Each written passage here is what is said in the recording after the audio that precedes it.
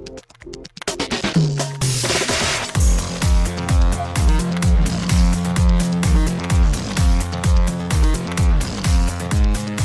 and welcome to Too Fast, Too Forever. There's all kinds of family. We chose this one. This is episode 211, The Fast and the Furious, Lap 10. I'm Joey Lewandowski. I'm Joe, too. And this episode's brought to you by Brothers Trucking Company. Brothers Trucking Company Incorporated is the best trucking company for all your shipping needs. Look for Brothers on the side.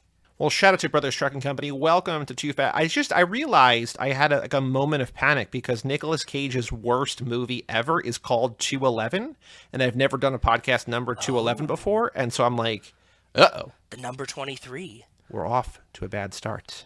Hopefully that's not a sign for today, but... You never know. Who knows? But Joe, extracurricular activities. What have you been up to? I mean, we did a whole bunch of... We did 3 episodes. We did a lot of episodes in the last week, but other than just talking to me a lot, what have you been up to in the last week or so? I did talking to you a lot. I did talking to Brian a bunch. We recorded a Twilight Forever for high school summer party. We got to Breaking Dawn Part 1. Which is out now as you listen to this, yes. No matter where you listen to this. Yeah, chaos as usual, like it was a nice, long, super all-morning recording, as we usually do for Hangover Club. What time did you finish? Because I know that you started around 12:30. Well, what time did you were supposed to start at 12:30, so what time did you actually start, and what time did you finish? I'm just curious. We started closer to 1. Of course, okay. And finished about 3:30-ish. And Brian had somebody that he had that was going to be... Well, I don't know, this might be spoiling stuff, but he had somebody, he was doing another episode at 2:30 and didn't get... and kept pushing that person back. And I was like, you were optimistic if you thought 2:30, because I told you if we were going to do it after, it was going to be 5, just to give us... Yeah, if you're starting at 12:30 and you have Kate Hudson on the phone, 2 hours is not going to be... Enough time. Yeah, and there was definitely, there was a story time to begin with that had nothing to do with it, so that wasn't in, and then Kate took a call from her landlord. They're just, that's just how that shit goes. So yeah, of course. It was a lot of time, a lot of fun. And then I've been just watching sports teams. The Steelers tied this weekend. I thought you winless Lions. Yes, congratulations. Thank you. We did not lose to a winless team, so that's a good thing. I thought you could relate, because I think it's you and us are have the most ties in the last 5 or 6 years. Yeah, it's there's Vikings and Steelers. We have 2. I think you have 2. It's too many, but okay. The Vikings have a really interesting and fascinating way of not losing, number one, but also not winning. They are the only team in the NFL who has had a 7-point lead in every game this year, and they're, what are they, 4 and 5 right now? Yeah. So somehow they've lost more games than they've won, even though they've had a sort of significant lead every single week. So, I mean, I know how, because I've watched every game, but, The tie thing was somehow better than what I was expecting going into this weekend. So we were just okay, tie. So we watched sports. Rachel and I started Lock and Key on Netflix. That was actually a comic that was made by ID, by the way. Shout out to Heather Antos. Cool. And I like it. I like it because, no spoilers, but the premise is there's a bunch of magical keys, right? I'm sure you can figure that out. It's right there in the title. It's right there in the fucking title. But the cool thing about that is that it's kind of infinitely stretchable as a story. Okay. No matter what they do, if they have a key and they're like, oh man, what does this do? Or they run into a problem, they just add in and find a new key, right? So I like the idea that it's not very, very predictable for me. Okay. Because you can always just add a new key that does, and it's magical keys, so it's not they could do fucking anything, right? So sure, yep. Mm-hmm. Yeah, so I really don't know where it's going. I think that's interesting, and I like the premise based on that alone. And what, season 2 just started, right, or something like that, or season 2 just hit in the last month? I think so. So okay. Yeah, we're just we're about halfway through season 1, most of the way through maybe 2/3. It's enjoyable. We've been watching that at night. But other than that, and talking to you and watching movies for this, I think that's about it. How about you? What have I done? So I saw in theaters last week's biggest new releases, Belfast, which, have you heard about Belfast? Have you seen trailers for Belfast, that black and white Kenneth Branagh movie? No, I have not seen anything about this. This is one of the front runners or early contenders for an Oscar movie. It's not great. It's fine. It's a feel-good sort of movie. It's like the story of the religious war in Belfast told through the eyes of a child. So it's very like upbeat, whatever. But it's just like, oh, there's people like murdering each other. So weird. Whatever. Do you think it's gonna actually get Oscar buzz? Yes. Yeah. Okay. It's getting Oscar buzz already. Sometimes we see these movies and they're like, this movie could win Oscars. And it's like, no, it can't. And like, your take on it feels kind of weird, but you think that it actually is going to be like Best I Picture mean, and so it's all. Kenneth Branagh, who's a very established, well-known, Okay. well-loved, whatever director. It Yep. looks great. A couple of the acting performances are great. It's just like, it's one of those where it's weird, and I didn't love it. It's not bad. It's just not, I feel if you. it wins Yeah. stuff, it's just like, yeah, okay, fine. Cool, whatever. Like, I think that Kristen Stewart should win Best Actor, Princess Diana, but, who knows? Oh yeah, Gucci's comes out in Thanksgiving too, and I'm hyped for that. I was So. gonna see that tomorrow, but I'm going to a thing with my friends tomorrow, and so which I'll talk about next week. But I was Cool. gonna see that early. I don't know how I got it. There's like this AMC Investors event, which is like we offer our stockholders like early access to movies, but like it's in the app, so I was able to get a ticket for it. So I was like, oh, cool. And then I'm not good, but Gucci next week. So yeah, rooting for Kristen Stewart, rooting for Gaga. Yeah. Yes, but then I saw Clifford the Big Red Dog, which is Okay. kind of fun. I would don't see it, but there are multiple dog butthole jokes, which is pretty cool. I was gonna ask if this was. I saw you were excited to see Clifford. I was kind of joking because it's just like, why? No, nobody's talking about Clifford. But yes, Okay. Okay. I was very all about. I was big on Clifford Twitter, and You Clifford were. liked one of my tweets. So yeah, Oh, it works. but I couldn't tell if this was like you were like Clifford's like Paddington. Holy fuck, this is great. No, Or no, if you were no. like, I'm just making jokes about seeing a big red dog. So okay, Yes. cool. Because so Bob, who I've talked about before, who's been Yeah. on this podcast, he was like, "Don't see Belfast." He's like, he's been staunchly anti-Belfast. He's like, "Go see Clifford. Clifford's going to be weird." So I'm like, I'm going to lean into Clifford, and Clifford's good. I mean, it's not great, but it's for a kids movie, there's some fun stuff in there, or whatever. Again, dog butthole jokes, but it's Clifford, so it's not like a Pixar movie. It's not a Disney movie. It's just, yeah, it's cool. Yeah, I liked it. I had fun. I would not say go see it, but I enjoyed it. So. It's on Paramount Plus or something, right? Oh yeah, that's also on Paramount Plus. Yes. Which I was like, oh, I could watch it at home, but I want to see Clifford life size. Yeah, you want to see the biggest dog buttholes. Yes. You don't see buttholes; they just talk about. I was buttholes. gonna ask. Like, I don't think that they could show you There's dog a- buttholes, right? There's where one dog, like a human, a life size, a dog sized dog, wants to sniff Clifford's butthole, like the way that dogs get to know each other. Yes. And then there is a veterinarian taking temperature, ain't like rectally. Joke as well. So you don't see like a CGI, like you don't see a dune worm mouth butthole. You just, Big red dune worm. yeah, no, it's just because I also I didn't know that Clifford was like a puppy. Like Clifford's like a baby. Like he gets a puppy and then like overnight he just yeah. That's how the story goes. yeah. So he's just like a big ass puppy. He's not just like a dog. He's like a big ass puppy. So. Then on Saturday we had I would like to have more, but apathy being what it is. We had a third of our fantasy baseball league go to I think I talked about it on here before, the Russian banya, like the bathhouse you told me about sauna this place. Yes. Wonderful. I'm not sure how COVID safe. They opened very fast after COVID happened, but I got my booster shot and I was just like, I'm feeling okay. How are you feeling after your booster? Did you get tired? My arm was sore, but I think that's more a function of where the shot actually went in. And then I had like kind of a woozy headache while watching Belfast and Clifford, but it's also just maybe like I kind of don't want to be watching these movies. So I don't know if it was like that, but like you said that you got knocked out after your third shot. I slept for a while. My boss said he slept for a while. One of my coworkers too. I really okay, I don't know anything about this specifically, but the arm sore thing, it depends on like the year, not even the placement, but like some ingredients in some of the flu shots or something for certain years make my arm really sore, and some are totally fine. It just like depends on the year, and usually I only say that because Rachel and I get 2 shots by 2 different people. Like like all the clinics at work are usually like a giant line, right? It's like 8 or 10 nurses. You just like for like flu shots, you just like walk up. They're like, go to number 13, go to number 6, and they just like send you down. And we usually have the same arm reactions to shots as each other, even though that they're like different nurses, probably different batches. You know what I mean? Like just how it's set up. That's why I was thinking that. But go ahead, continue. Yeah, no. So I didn't really have I didn't have side effects after the first 2 shots. I didn't really have side effects this time. So I recommend the vaccine. Yeah, Go get the yeah, vaccine if you have do not gotten that. the vaccine yet. I'm trying to think if there's anything else that I actually did. I finished that Atlanta Falcons doc on YouTube, which I really liked. It was not as good as the Seattle Mariners one, Okay. but it was good. I think that's it. Oh, and I've been playing a ton of Forza Horizon 5, which is out, and I know that Alex is playing. I've been talking to Alex about it too. Cool, cool. Were you playing with him? I know No, you no, get. no. Okay. You can. I was sort Oh, of because it like has this ghost thing, right? Like, you can have yes. ghosts, but you can also like play with each other too. Okay.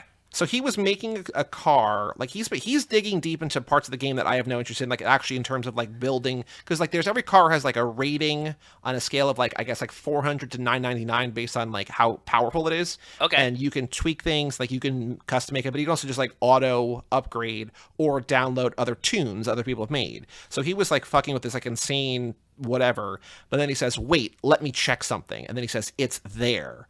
And so he says there's a 2.6 liter i6 with twin turbos, he says, which is an RB26 DETT, which I'm sure means nothing to you. But when I tell you it's the engine from a Skyline, or that it was from a Skyline that supposedly Han had swapped into the Mona Lisa, because that's here, you can definitely recreate Sean's Mustang from the mountain race at the end of Tokyo Drift. Oh, that's very cool. I didn't know that you could do stuff like engine swaps in Forza. Oh, That's there's yeah, so that's much awesome. customization. It's everything. Like there's I saw all the external paint customization, jobs. I saw all the paint internal. jobs. Yeah. So Wes sent us a thing that was like there's an in-game what they call accolade. It's not an achievement. It's just like a thing that you earn points for. That's like owning like 5 Fast and Furious Yes. cars. Yes. And I'm like, that's cool. And then like you drunkenly like 4 hours later is like, hey, look at this. And we're like, yeah, we know. We just talked about this. You're like, it's too long. I didn't read it. I'm like, it was 2 messages. But anyway. For each of those cars, when you buy the car, it shows all the most popular customizations, like the looks and everything, not the Yes. insides, which is the outsides. Yeah. And for all the Fast and Furious cars, Somebody it's already all made. like, well, yes, but like one of the most popular is always like, oh, this is Brian Skyline, whatever. But then I bought the RX-7 today, and like they show like 20, like the 20 most popular, whatever. And Yes. like, not only is there not one, there's not Hans, but there's not even an orange one. I'm like, what the fuck? And then I search Han, and there's like 100 of them or whatever. But I'm Okay. just like, why are people not like? Why is the most popular RX-7 customization? Was it different not movies or Hans? something? No, I don't know. It's just like a lot of them are just like, hey, well, like there's Pikachu on the side, or there's like a Wonder, like I got a Wonder Bread thing or whatever. Just like cool Okay. designs or just like color gradients or whatever. Like there's a lot of cool stuff. But like if I'm driving an RX-7 around, I want it to be Han's RX-7, right? You know what I mean? So Yeah, you would think that pretty much Forza would just like kind of accept that they're going to be an extension of Fast and the Furious in ways like that. You know what I mean? Like yeah, I mean they do sort by popularity. I think this is not a condemnation of Forza. This is condemnation of like a fandom. Yeah. of fandom. Why you're not like every other car, like the Skyline and the Supra and the Charger and the blah blah blah. But like they're all, but the RX-7, it's like, come on guys, be better. But yeah, Forza's great. It's awesome. It's so good. There's so much to do, and it's just wonderful, and it's free on Game Pass. So if you have, Game Pass for Xbox or PC, it's just free. And Alex and I think both.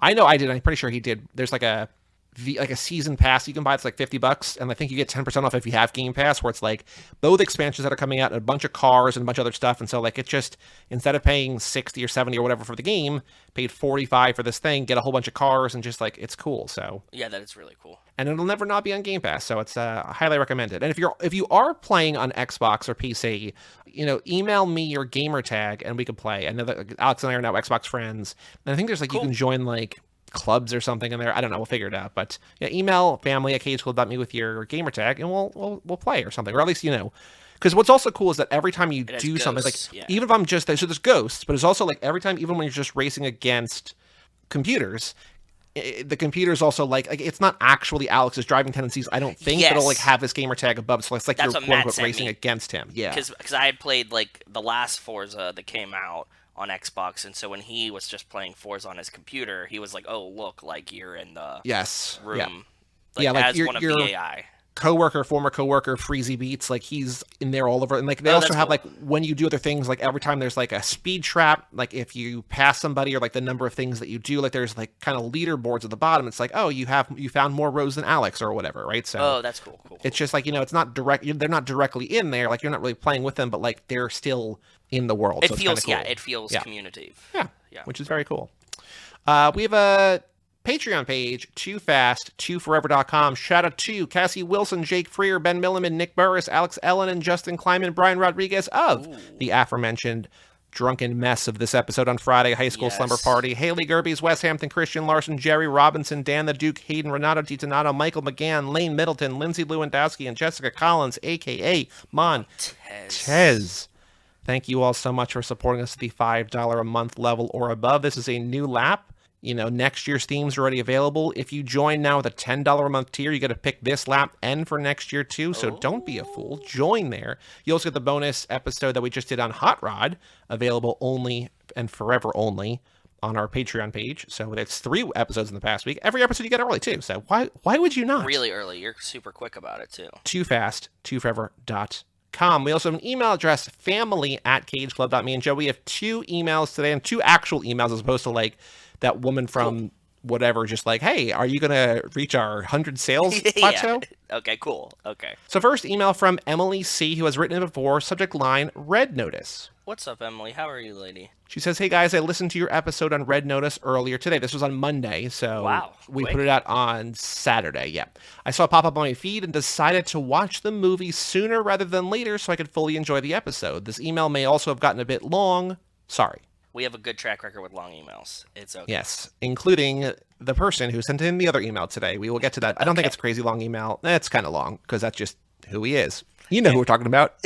We'll get there. She says, I thought the movie was fun. Was it amazing? Probably not. No. But does every movie need to be the greatest piece of cinema ever made to be enjoyed? I personally don't think so. And that's kind of our takeaway too. Like, just enjoy it. It was fun. I 100% agree with you. It was a lot of fun. I thought it was really good for what it was. It's not like great by any standards, shouldn't win anything, but it was a fun movie. Some people really enjoy melodramatic Oscar bait dramas, i.e. Belfast. She doesn't say that, I'm saying that. And some people really enjoy dumb action movies that are like variations on the same tropes over and over.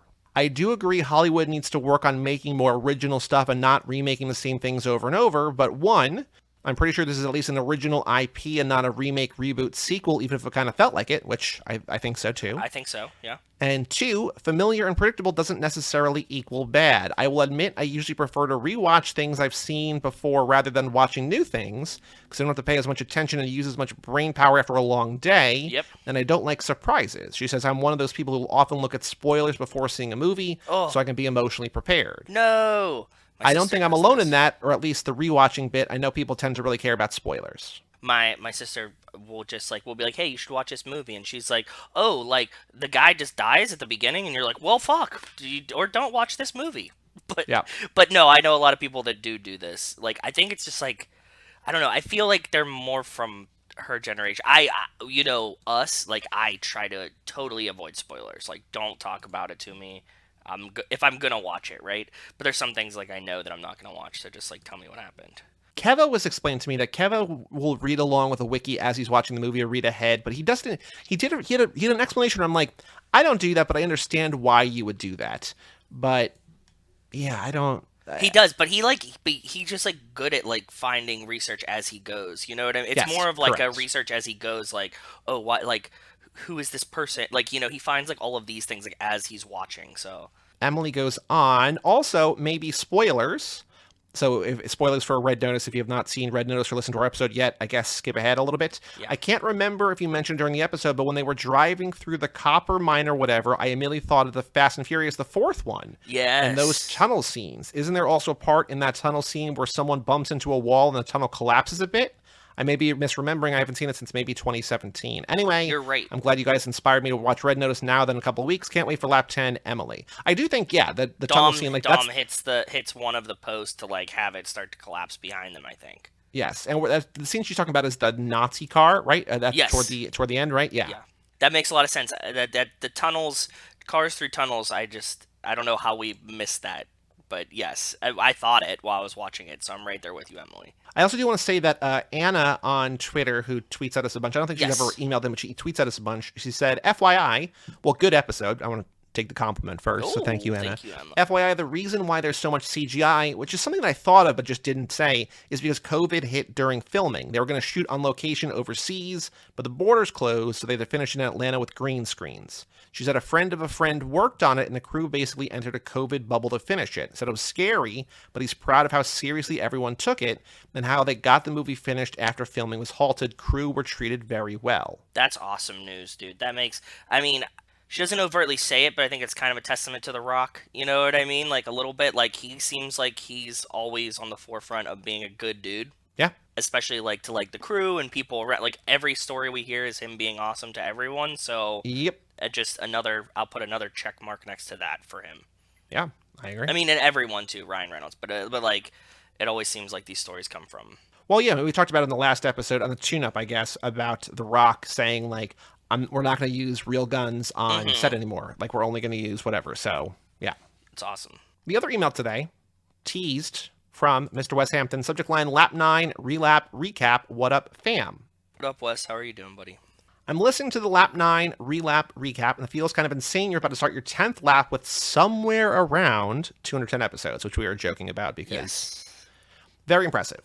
As far as I can tell, you are the longest consistently running F&F podcast and are just barely behind in the highest number of episodes. But I still think you win that battle because the number one spot puts out 10 to 20 minute episodes, which doesn't even equal your intros. I think it's safe to say you're the premier Fast and Furious podcast of all time. I cut you off because I like getting to the end of a thing, but is that the question you were going to ask? I was going to say, does that mean that we are the most dedicated Fast and the Furious podcast? I don't know, man. Very, very possible. We talked a little bit about the Rock and Vin feud, and I agree the new post does feel like promotion, but I still think it might be real. If they did plan this out years ago, you could draw a pretty good arc. The Rock fire shots. By the way, did you know that The Rock had deleted that original, like, some people are men and some people are candy asses? Do you know he deleted that Instagram? No, maybe in an article we read, but, like, I feel like we covered it. I don't know. Maybe. I feel like in one of the articles, like, in the now deleted post, he said. Yeah, maybe. But I don't remember. I just imagine it was just, like, up. It existed at one point, right? At this point in social media, like, if it's up and you delete it or not, doesn't. Oh, sure. Like, yeah. you said it, so, like. Right. No, and, like, it inspired. Because, you know, the surprising thing is that The Rock is always so professional, and that was, like, his one instance of not being professional. And yes, yeah. You know, maybe not the one, but, like, one of the very, very few, right? Where just he, like, kind of breaks character and calls someone the dickhead, like, on social media. Yeah. So Wes says you could draw a pretty good arc. The Rock fires shots. He's gone from the next movie, 9. He makes a triumphant return in 10. But other than getting people talking about the feud, it doesn't really serve the story of the films. In fact, it goes against the idea that Vin loves to portray the cast as family in real life. If it mimicked the F&F story, maybe I could see it, but there was no falling out with Hobbs, so no one's looking for a big confrontation between their characters in 10. It just feels kind of pointless if it's promotional to have lasted this long as well. In the lead up to 8, sure, that's good publicity, but at this point it's kind of stale. I think Vin thinks he's always right, and in his mind, he just needs to get others to fall in line for the good of the film, whereas The Rock doesn't have time for this shit. My guess is The Rock got frustrated on set, but regrets posting about it, because it led to the feud that he doesn't particularly want to be involved in. Plus, he's got the character, Hobbs, who he seems to enjoy, but it's tied to Vin, who he doesn't want to work with, so he wants to end Hobbs and Shaw, and doesn't want to do 10 because he doesn't need the money. The other reason I don't think it's fake is because Vin seems like the bad guy here, and I don't think Vin would ever allow himself to be portrayed as the villain in real life, even for publicity. Playing a villain in a movie is fine, but I don't think his ego can handle people thinking bad of him as a person. I think you make excellent points, Wes. I want to live in my rose-colored glasses bubble, where I imagine this is all promotion. Yep. But I think you hit on some very, very serious things there, and it makes sense. He says, now that doesn't mean The Rock won't show up in 10 because he famously likes to give people what they want, so who knows? All I know is that other than his first post, all his replies have been the reactions of a guy who doesn't need this shit. Also, I think it's worth pointing out, The Rock has not responded to the Vin Diesel post. Yeah, that's also I think true. I think his like business partner or something said something, but just like, oh, The Rock, it's just like, well, that's because I saw one of those like clickbait, like, yes, oh, the Vin Diesel post gets a response, and I'm like, what? because I think I would have heard about it other than here. And it's just like, oh no, it was like not even like a response. It's just like his business partner like acknowledged it. Like he was at whatever. He was like, yeah, of course he wants The Rock back in town. Like, Yeah. no shit. Right. You're right. The character things, I think one of the really interesting things Wes said was just that there was no Hobbs and Dom fallout in the movies, which is also interesting.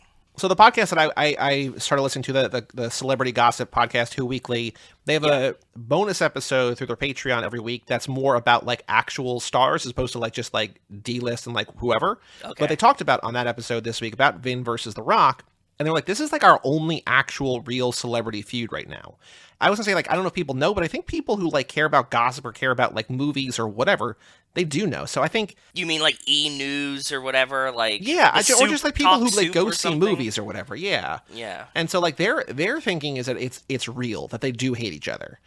I still want it to be publicity because I just I don't care one way or the other if Vin and Dwayne Johnson are friends or not, but like I want Hobbs in 10. So Yes, I agree. however that has to happen, whatever it's like on set or after Also- the movies end. Also, in part of he wants to portray them as a family. Hey, don't you have a dickhead in your family too?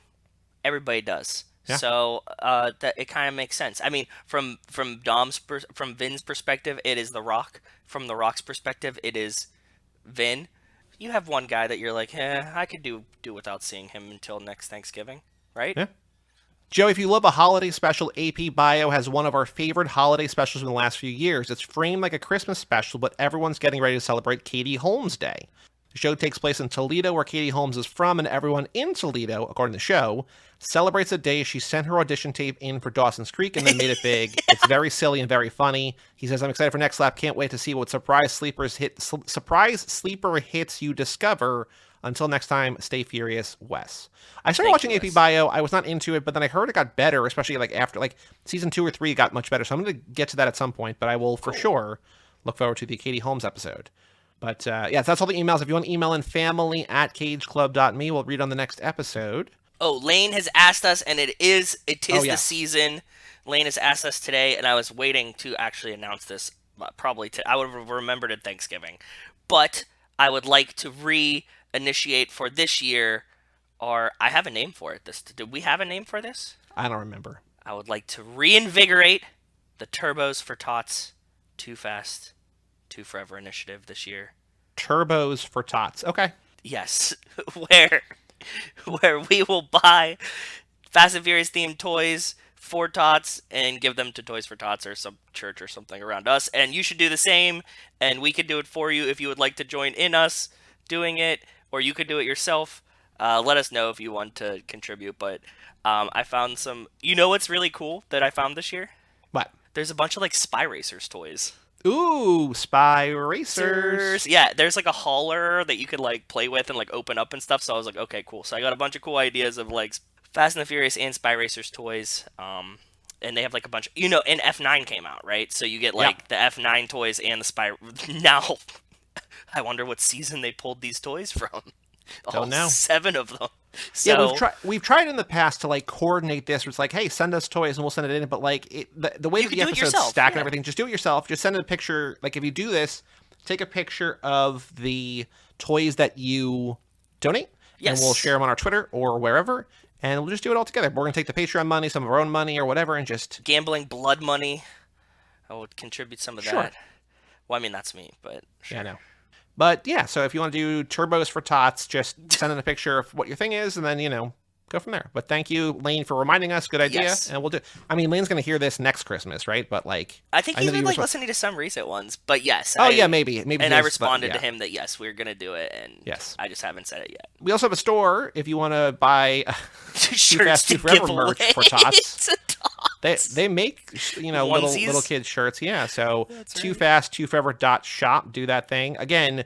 Probably sales all month long, deals all day at Rasputin, but at Too Fast, Too Forever.shop, we have no control over the sales. But it's true. Just go there, and if it's not on sale, wait a little, and then it'll be on sale. So. Yep, that's how it always works. Joe, on the streets, news about the Fast and Furious, anything you have seen? I have something that is kind of adjacent, but I thought it was cool today. As you know, I watch like Pat McAfee in the afternoon. It's a sports show. He was a guy that played for the Colts. He was a kicker and punter and is from Pittsburgh. I think the show is awesome. It cracks me up. Those guys are great. But one of the people he had on today was Jay Glazer, who's an NFL insider, and he wrote a new book called Unbreakable about depression, anxiety, and getting over it and breaking the stigma. And he came on today to talk in the show about like how he's had to deal with these things and he's never like come out and like said them even to his like close friends, right? Like that he like sees and talks to every day. He said like he just had an anxiety attack like in the middle of the night like last week or a couple weeks ago, and he like finally told his friend Michael Strahan, who played for the Giants, who he's really good friends with, and his buddy was like, why have you never said this in 20 years of us being friends? And he's just like, I don't know. But anyways, he wrote this new book. It sounds cool. The initiative is cool, and he got The Rock to write the foreword for it. And he cool. said, The Rock like said, you know, people are going to be really upset that like, you know, a lot of people ask him to do stuff like write forwards for their books and stuff like that, and he doesn't do it. But he said he thought that this was so important that he would do it for him. They had a little chat, and Pat asked Jay Glazer, like, do you call him The Rock? Do you call him Dwayne? Do you call him DJ? Do you call him Dewey? Like, what do you call him? And he said, we call each other a lot of names, and started laughing. So I think they have some inside baseball pet names for each other. But it was a cute little Rock story, and the book seems cool and something that, you know, I think that we're into. So check it out, and if you want to read the forward by The Rock, it's available for pre-order soon. Now. Cool. Yeah. Cool. That was my On the Streets news. Speaking of The Rock, there is, I think I put this on Twitter. I sent it to you. I put it on Twitter that they're celebrating the 20th anniversary of Xbox, and there is xboxvault.com. And so when Microsoft what is this unveiled really thing? Like, what is it like a? It's not an actual. They're not going to do like a pop-up store for it, right? I was No. It's an online game. It's a game. It's not just like a marketplace. No. Okay. So 20 years ago, when Microsoft unveiled the Xbox at CES, they had The Rock there to be like, you know, when he was still The Rock, when he was not Dwayne Johnson, when he was The Rock, they had him there and he like introduced it and was blah, blah, blah, whatever. So to celebrate the 20th anniversary, they bring back Dwayne and they have this thing that's called Xbox Vault where it's themed around Red Notice. So I'm sure Netflix paid a lot of money to have this partnership, whatever. And also The Rock got paid. There are puzzles and there's things. I haven't done it yet. I started doing it. I'm like, oh, this is like actually like a thing, but there's like prizes you can win, and you can win like Xbox swag and like recreated like Red Notice memorabilia. Like cool. The grand prize, or one of the grand prizes, I think, is like recreated the eggs, the Cleopatra's eggs from the movie. That's pretty cool. Xbox Vault, VAULT.com. Do you play on your computer, or do you have to have an Xbox to play it? No. It's the website. It's not on Xbox. It's just cool. the browser based. Yeah. But the one thing that he said in the thing that I was sort of surprised by is he calls her Gal Gadot. Like is a video of it? Well, there's a 2-minute video of him introducing it, and they cut back to the video from 2001 or whatever. But he's talking about, you know, my new movie Red Notice with Ryan Reynolds and Gal Gadot, and I'm like, okay, because like I had, you know, Gal versus Gal, sure, but like I had heard like, no, her name is Gadot, and so for him to say Gadot, like waiting for Gadot, I was like, oh, I don't know anything about anything anymore. Yeah, because we were with Gadot for a while at the beginning there, right? And then somebody said like Gadot. It's Gadot, yeah. So I don't know. Well, Gal, we're trying to pronounce your name correctly. So when just write in an email, send a video of yourself saying your name, saying thanks to Fast 2 Forever for being the most premier and dedicated podcast on Fast and the Furious. And when you say that, then we'll know how to say your name. And we won't use it as the intro to every episode. No, definitely not. The other thing I found, and I have data to back it up, is that Ryan Reynolds came out and said that Red Notice was the biggest movie that Netflix has ever had. And I'm just like, what? Okay, yeah, like So, but then this week, Netflix launched top10.netflix.com, which again, for the first time, they're showing actual hours watched. Okay, we talked about this, yeah. So Red Notice is the number one movie on Netflix in any given week, going back to July when they started like posting these things. Like the site launched this week, but they have stats back to July. Okay. So in the last week, Red Notice had 148 million hours viewed. The number 2 movie this week was 58 million. So it's more than almost triple that. What was the number 2 movie? The number 2 movie is Love Hard. Okay, I don't know what that is. Love Hard. Oh, that's the new Christmas rom-com movie with Nina Dobrev. Cool. Something. So, yeah. 'Tis the season, all that, right? 'Tis the season, yes. So I was like, okay, 140 million hours sounds like a lot, but like, let me go back. And I went back, and the only other movie that was anywhere close since July was close to Brian's heart, The Kissing Booth 3, which I know that he hates, and that Shawnee Mead, who's on all of his Kissing Booth episodes, also hates. That had 90 million in August. So It is a 148 lot. million is not only the most, but it's the most by a ton. Yeah. So I was like, okay, so what else? They also have TV. And I'm like, okay, so the only TV show they have, The Office. I don't know why they break it down, but they have English and non-English movies and TV. So there's 4 different charts, right? So the only English TV all year, or like since July, that has been more is the 3rd season of You, which we've talked about in here before. Oh, yeah. Had 178 million when it launched a Please couple tell weeks me ago. you So just that's saw a that. ton. Please tell me you just saw that video that came out yesterday of Laura. Oh, the Fox Ingram. News thing? Yes, Yes. Arguing about You. Okay, if you guys haven't seen it, go find the clip of Laura Ingram. It's a arguing. real Abbott and Costello who's on first situation. It is. It's fucking hilarious. But okay, go ahead. There's a show on Netflix called Laura. I can't. I don't. There's I don't know a what you're show talking about. on Netflix called Laura Ingram. God, it's so dumb. Yeah. You had 178 million, which is more than Red Notice, which is a lot. But then the crazy thing is that Squid Game hit 1 billion hours in its 3rd week. Jesus. And it hit like 1.6 billion in the first month or something. So like Squid Game is just like I knew that Squid Game was big, but like that's crazy. Like it's massive. Yeah. In 1 week at the peak of its power, 571 million hours viewed. So Red Notice 148 because we were talking about on that episode, will it get a sequel? Now maybe. Like that's a lot of people who watched it. And it's because Netflix used to be like, oh, 90 million households watched it. But like if you watch it for 90 seconds or whatever their cutoff is, maybe it was 2 minutes. They give you hour watches. This is hours. Yeah, and also don't forget that like Squid Game is probably 3 times as long as Red Notice, right? Yeah, Squid Game is I think 9 episodes. It's probably close to 9 hours, and this is, but still, like that's still a lot of time. Not everybody's gonna finish it, but this means 75 million households watched Red Notice. So insane. Again, not a critical darling, but successful. So Yeah, it was a fun movie. I'm sure that blockbusters are blockbusters for a reason. A ton of people go see them for a reason. So yeah, it makes sense. That's all the news that I have. If you have news that you want to send us in, just on Twitter at TooFastTooForever, or just email us in family@cageclub.me. We'll talk about it next time. But Joe, the final thing to do before we take a break and talk about the Fast and the Furious is the Fast and Furious Minute. From Too Fast, Too Furious, minute 36. Gotta be. Only one title. We hungry. Son of a bitch! Juvie record for popping cars, 2 years in JD, then another year for aiding and abetting an armed robbery. He's clean. Dirty, but clean. All right.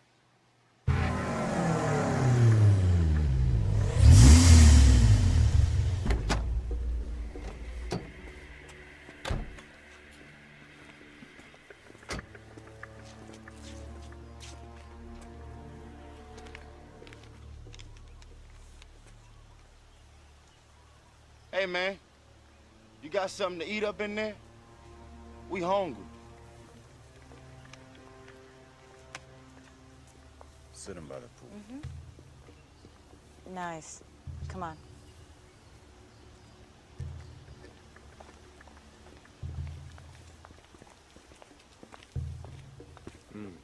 What you checking her out for?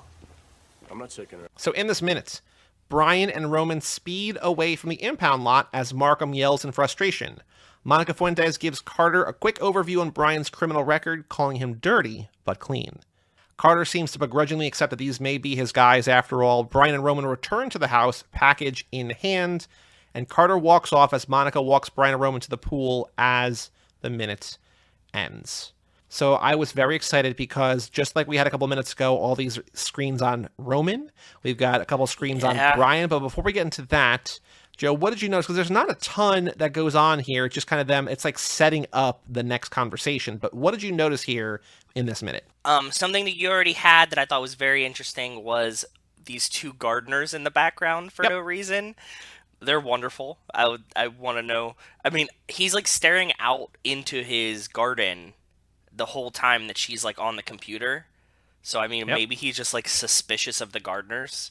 Very weird, but okay, cool. That was the first time I noticed. Or them. he just like is admiring the work they're doing because he's vain, right? So I don't know. Maybe, who knows? I don't know. He seems more like skeptical and suspicious. Like if he, he's like looking up the backgrounds of these guys and Sure, all like where's Monica been and like who's your friends. It seems like he's more suspicious than admiring their workings. So. Yeah, true, fair. He just has like one Ferrari in the driveway. There's like another headlight of a car that you can't see. That was pretty much it. For this felt like one of the breeziest minutes in a while. Breezy in what way? They're like walking, but you're back at Carter's house. There's no signs. They're kind of just like on a path. It's kind of just in his office. His office is actually kind of bland.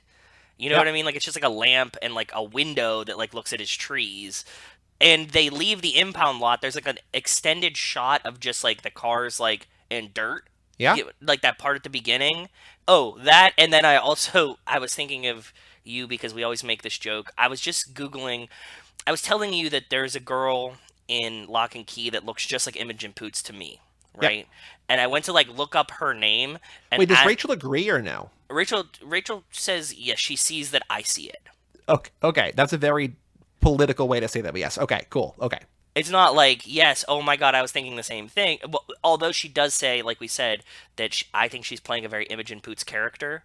So that plays into it. Like the character seems like a character Imogen Poots would play as well, and she kind of looks like her. So and that's continuing on. I like went to search for her name, and when I searched for her name, it said Amelia whatever Feet, and I was like, oh fuck. But anyways, I thought this same thing too. There's a shot like this is like a really nice like because I'm pausing it and like looking around Carter's office. I was like, oh, here's like a dead on foot shot of very Eva nicely Mendes. manicured toes, but yes, also like Eva Mendes' feet, I'm sure will surface this scene. Yes, that's what I was thinking. So yeah, that was I wasn't sure if you were going to get there or not, but yeah, I noticed the same thing. I did not make a note of it in the doc, but yes, because it does nothing for me. But like she just has like her leg crossed, and it's like full shot of toe, and if you pause it, you can see. Like I like kept looking around. I was like, oh shit, like there's her toes. Yeah, the reason I noticed that this time was because I was trying to pause on the screens, and they go from the screens to her saying "dirty but clean," and I just paused it too late, and I just saw,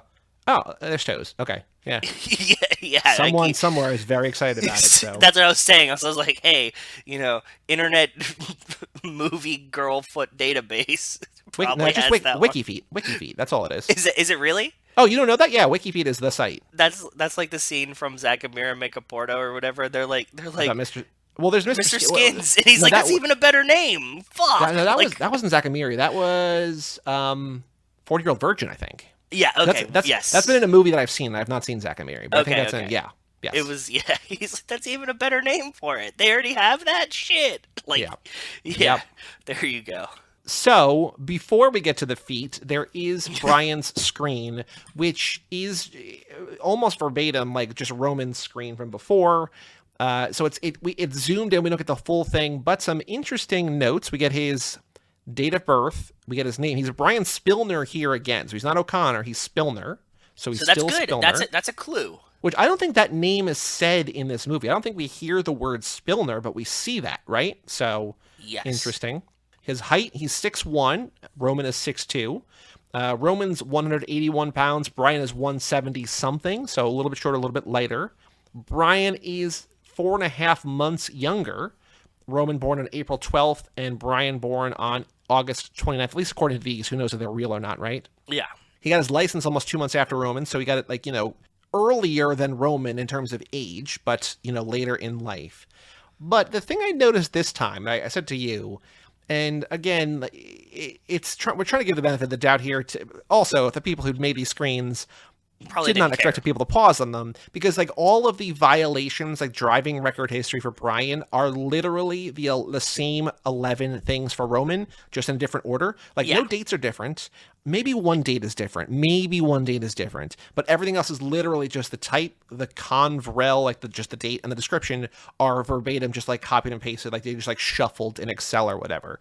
Yes. But Brian and Roman were both issued careless driving citations when they were 9 years old. So, there are dates in here in 82.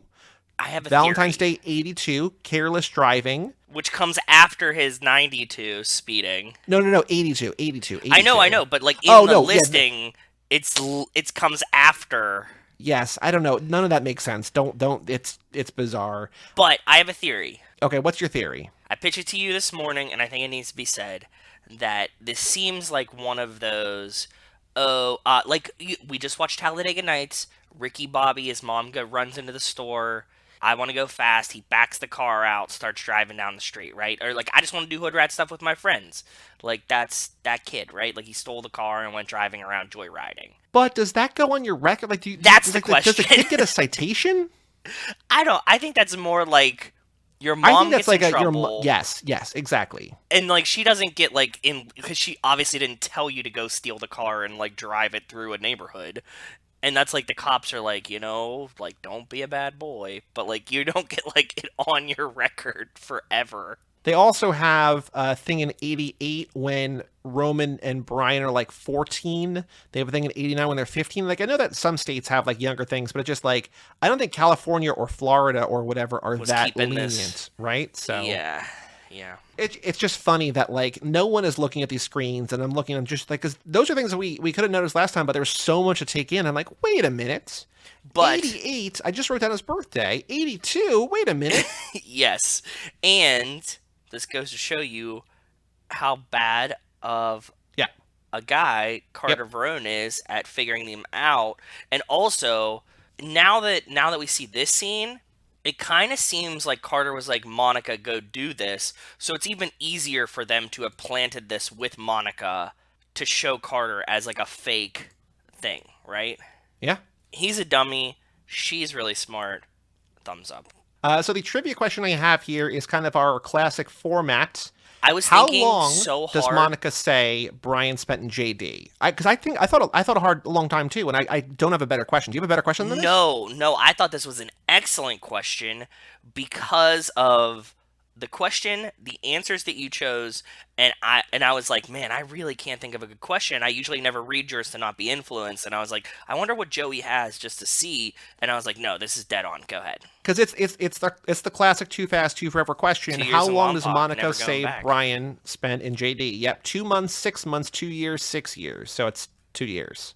Yep. Again, we don't know if that's real or not, but in the first movie, we talk about, because we just watched the first movie, obviously, for this episode, Brian is in the car with Dom after he picks him up after the street race at the beginning, right? Yes. And then he's like, what about those 2 years in juvie or whatever? So, like, he's using the same fake file, which is kind of a cool thing. Which is like, really cool. I never they've thought about it. established the history with Brian and Earl Spilner. He spent 2 years in juvie. Oh, let's just dust that off and show it to Carter Verone. It worked for Dom. If it passes Dom's sniff test, it's going to pass Carter Verone's sniff test, right? So, But Dom also had Jesse being like, Jesse, go look this up. He can find anything on the internet, and like, not actually. Jesse comes back and is like, this is what it fucking said. So yep, yeah.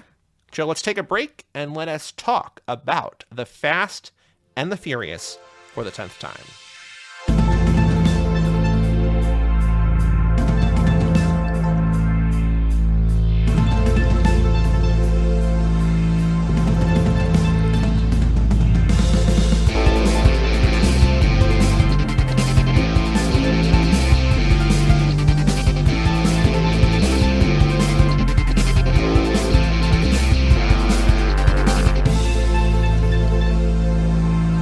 welcome back to Too Fast, Too Forever.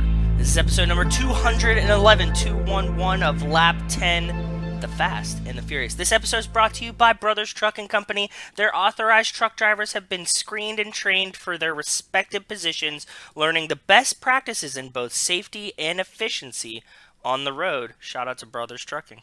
Well, shout out to Brothers Trucking. Welcome back to Too Fast, Too Forever. With us tonight, we have a new friend of ours. We met him on the episode of the Rocky Maivia Picture Show that is not out yet, but as far as I know, will mark the return of that podcast to the podcasting spoilers. world. No, I mean, we've talked about it. Nate's doing another episode. Spoilers. We're talking about Fate of the Furious. Spoilers, right? We talked about Fate, right? It was Fate, yeah. Yeah. With us tonight, we have the host of the GRAPPL Spotlight podcast, and also he's got a podcast on the Post Wrestling Network, which is home to our favorite Too Fast super fan, Too Fast, Too Furious. He's not a fan of ours. He's a fan of Too Fast, Too Furious. Yes. I want to be clear. Nate likes us. He loves Too Fast. Yeah. Anyway, with us tonight, we have Benno. Hello, Benno. Hey guys, great to be here. Yeah, Nate is the man. He brought this mini family together, and yeah, I'm enjoying this. That like we've recorded that Nate podcast like in the past, but now we're doing this. It's like a Tokyo Drift, Fast 6, Fast 7 kind of situation. It's perfect. Perfect.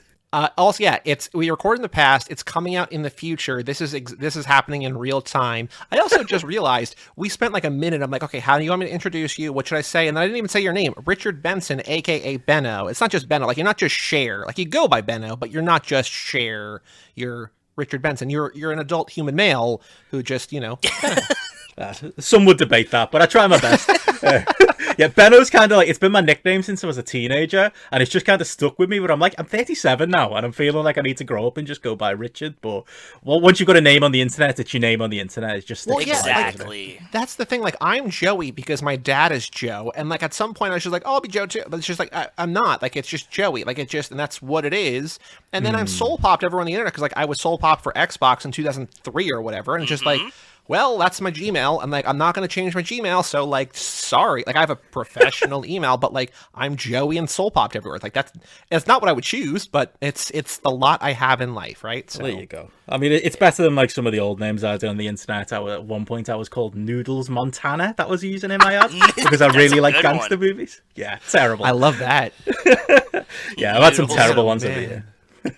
Ben will do. Well, you are here kicking off Lap 10, our 10th time through these movies. So I want to know what we ask everybody first. We're going to get to your rankings in a second, but when did you first see this movie? Did you see this one in theaters? What's your history with the franchise? Yeah, it's funny, like, for me, like, I'm a super fan, once I heard about you guys' podcast, it was like, okay, I'm going to have a kinship with these lads. It's, anytime a new Fast movie comes out, I'll go back and rewatch everything. And I'll just do it for fun sometimes. I'll just start again and just start from the top to the end. And it's become like a passion, but it's quite a recent thing because I definitely did see, the first movie we're going to talk about today in cinemas. And I do think like that nostalgia has carried through. I think probably at the time, I don't remember if I even thought it was a good movie, but it stuck with me. And I think that's true of I think that's kind of what this franchise has lived and died on, is that weird nostalgia we've all got for maybe that period in our lives where I was probably about 18 at that point, and I didn't exactly quite have the perfect bleach blonde hair like Brian, but I was going for that look. I dressed a bit like him, pair of Vans and baggy t-shirts and the like, and it's very of a time, and it does remind me of that good time. But yeah, it's weird because I remember maybe seeing Too Fast at some point. Okay. I think I was one of those idiots who thought Tokyo Drift was, the B movie, and the series was dead. And I think I remember seeing Fast and Furious, i.e. number 4, which should by all rights be called Fast and Furious, in cinemas. And I think that kind of revitalized my love at that point, and I went backwards really, and kind of rekindled my own love through that nostalgia. Perfect. Well, I love that. So now when the new one comes out, you say you rewatch them, so I'm assuming you also go to the cinema, as you call it, just to see all the new ones. Like, these are now like appointment watching, like you have to go see the new ones when they come out. Oh, 100%. And I'm a home cinema guy, so I'd prefer to do everything online and at home. But this is the exception. A Fast movie comes out, or a Hobbs and Shaw comes out. I'll spend that extra money if we have like the Odeon cinemas over here, like a gallery where it's you pay like £20 or something like that, and you get like a nice comfy seat at the top, unlimited popcorn, drinks, snacks, that type of thing. I'll always push the boat out when a new Fast movie is coming out. Maybe the most difficult thing of the evening, maybe the easiest, I don't know. Can you please hit us with your rankings, either favorite to least favorite, or least favorite up? Like either way, whichever way you think is going to like have more suspense, and let us know, are you ranking all 10 movies? Are you excluding, because like some people exclude Hobbs and Shaw. We don't like it when people do that, but if you do, we're not going to judge you for it. Okay, I'll include Hobbs and Shaw because it's easy, because it's going to be at the back. So I'll start at the top. For me, number 1, I go back and forth between the movie we're going to discuss today and this, but Fast 5, I think, is perfection as far as the Fast and Furious formula goes. And I saw Fast and Furious in the cinema and kind of got back into the franchise, but I think like most people will say, it's like if you're going to introduce a Fast movie to a newbie, to explain what it is and why we all love it, Fast 5 is always the one. I mean, I've said it on here before, you don't know this, but like that was the first one I saw. Like that was the first of any of these movies I saw, because I was like, I don't think these are for me. And then I'm like, oh, wait, no, this movie rules. Let me go watch all of them. So, like, that was my gateway into this. And so you're absolutely right. Even, like, the snobbiest film critics kind of have to be like, all right, it was pretty good. It was pretty Yeah, fun, you know. exactly. 3 stars, you know, begrudging 3 stars, but I don't think anyone can hate on that movie. So, yeah, that's my number 1. Like I say, Rock came in and boosted the franchise. Number 2, I'd go, what we're discussing today, The Fast and the Furious. I think it's just a perfect, tight, you know, 90-odd minute movie that we're going to get into. Number 3, and a lot of time, this has been my number 1, and I don't know whether I was just being a bit try-hard by saying it, but Tokyo Drift. I've got a lot of love for Tokyo Drift. Cool. It's like, I don't think it's the best movie, and I've probably said that before, but in truth, it's not as good a movie as 5 or 1, but it's the place I most look forward to going back and visiting. Like, if you can just take me into that world again for another 2 hours, that's the one. When I do these rewatches, I always look most forward to being involved, and you're just hanging out with Bow Wow and being on the streets of Tokyo. That's the dream for me. And one thing about that, you know, we said it about this first one too, but like that one, it just feels, especially in comparison to the later ones that are long, something about 3, it's just like, oh, it's just song after song after song, and like all of a sudden you're 40 minutes into the movie, you're like, oh god, like okay, like I only have like another hour of this, like it just flies by. Yeah, that's it. You mentioned the music's a big part of it as well. I think that's probably why I love it so much. And I think you've got to get past that intro bit, the whole, you know, hick in high school, all of the American side stuff is like, oh, okay, this is the movie I was scared it was. Once we get to Tokyo, yeah, I love that movie, but I can't put it higher than 3. 4, I'd do Fast and Furious 6. Okay, I'd say it's like a inferior version of 5, but still very good. I've got a personal connection to it because a lot of it was filmed in Liverpool, where I'm from. Some in London as well. Cool. There's a scene in the movie where they go through the Mersey Tunnel, which is the famous tunnel by me, which goes under a river, and they come out the other end and they're just in London. And you just have to be like, okay, magic of cinema, no problem. Yes. But like as a local, that's kind of, anytime I drive through that tunnel, it's kind of weird. I can't help but think of the movie and that crazy little car Luke Shaw's driving. Perfect. So we got so your top 4 are like, and this is not a critique, because this is just you're at home. You kind of have the consensus top 4 as your top 4, like 1, 3, 5, and 6. Those are the ones that like Joe and I like the most, that most people like the most. So like you're in good hands. I'm already feeling good about this. What do you have after those? Because this is where lists sometimes get crazy. Yeah, this is where it kind of get wacky. I think I'd go Furious 7 after that. Okay.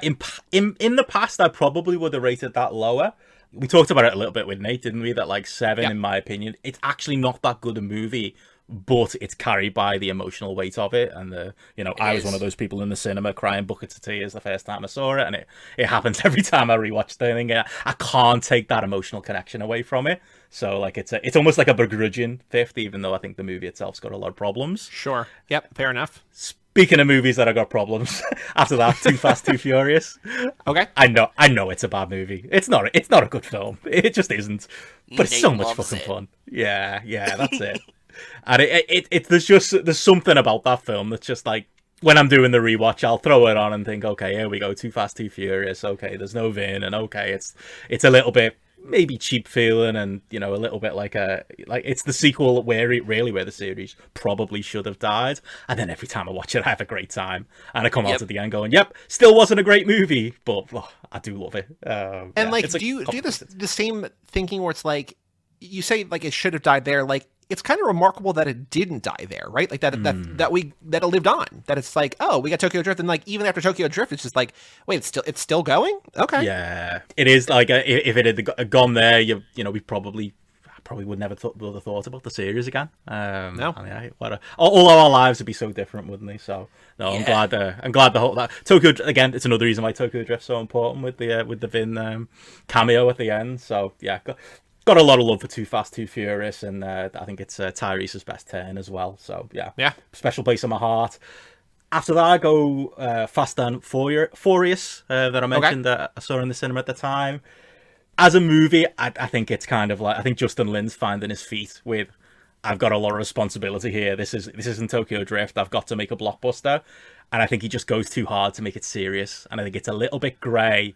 And I think you've got the whole stuff with Letty, which makes it a bit darker as well. And it's just not as fun. It just feels a bit, I don't know, drab and grey when I go to rewatch it. And it's just not one I hugely look forward to go back and watching. It's a bit too serious to be a fast film. It's very serious. Then it comes to, we get to the tail end, and I don't know whether this is predictable, but it's probably, it is. It's the We have three movies left in the three most recent movies, so this is not boding well for the franchise's, path or whatever. But yes, please hit us with it. What's your number 8? Number 8 is F8.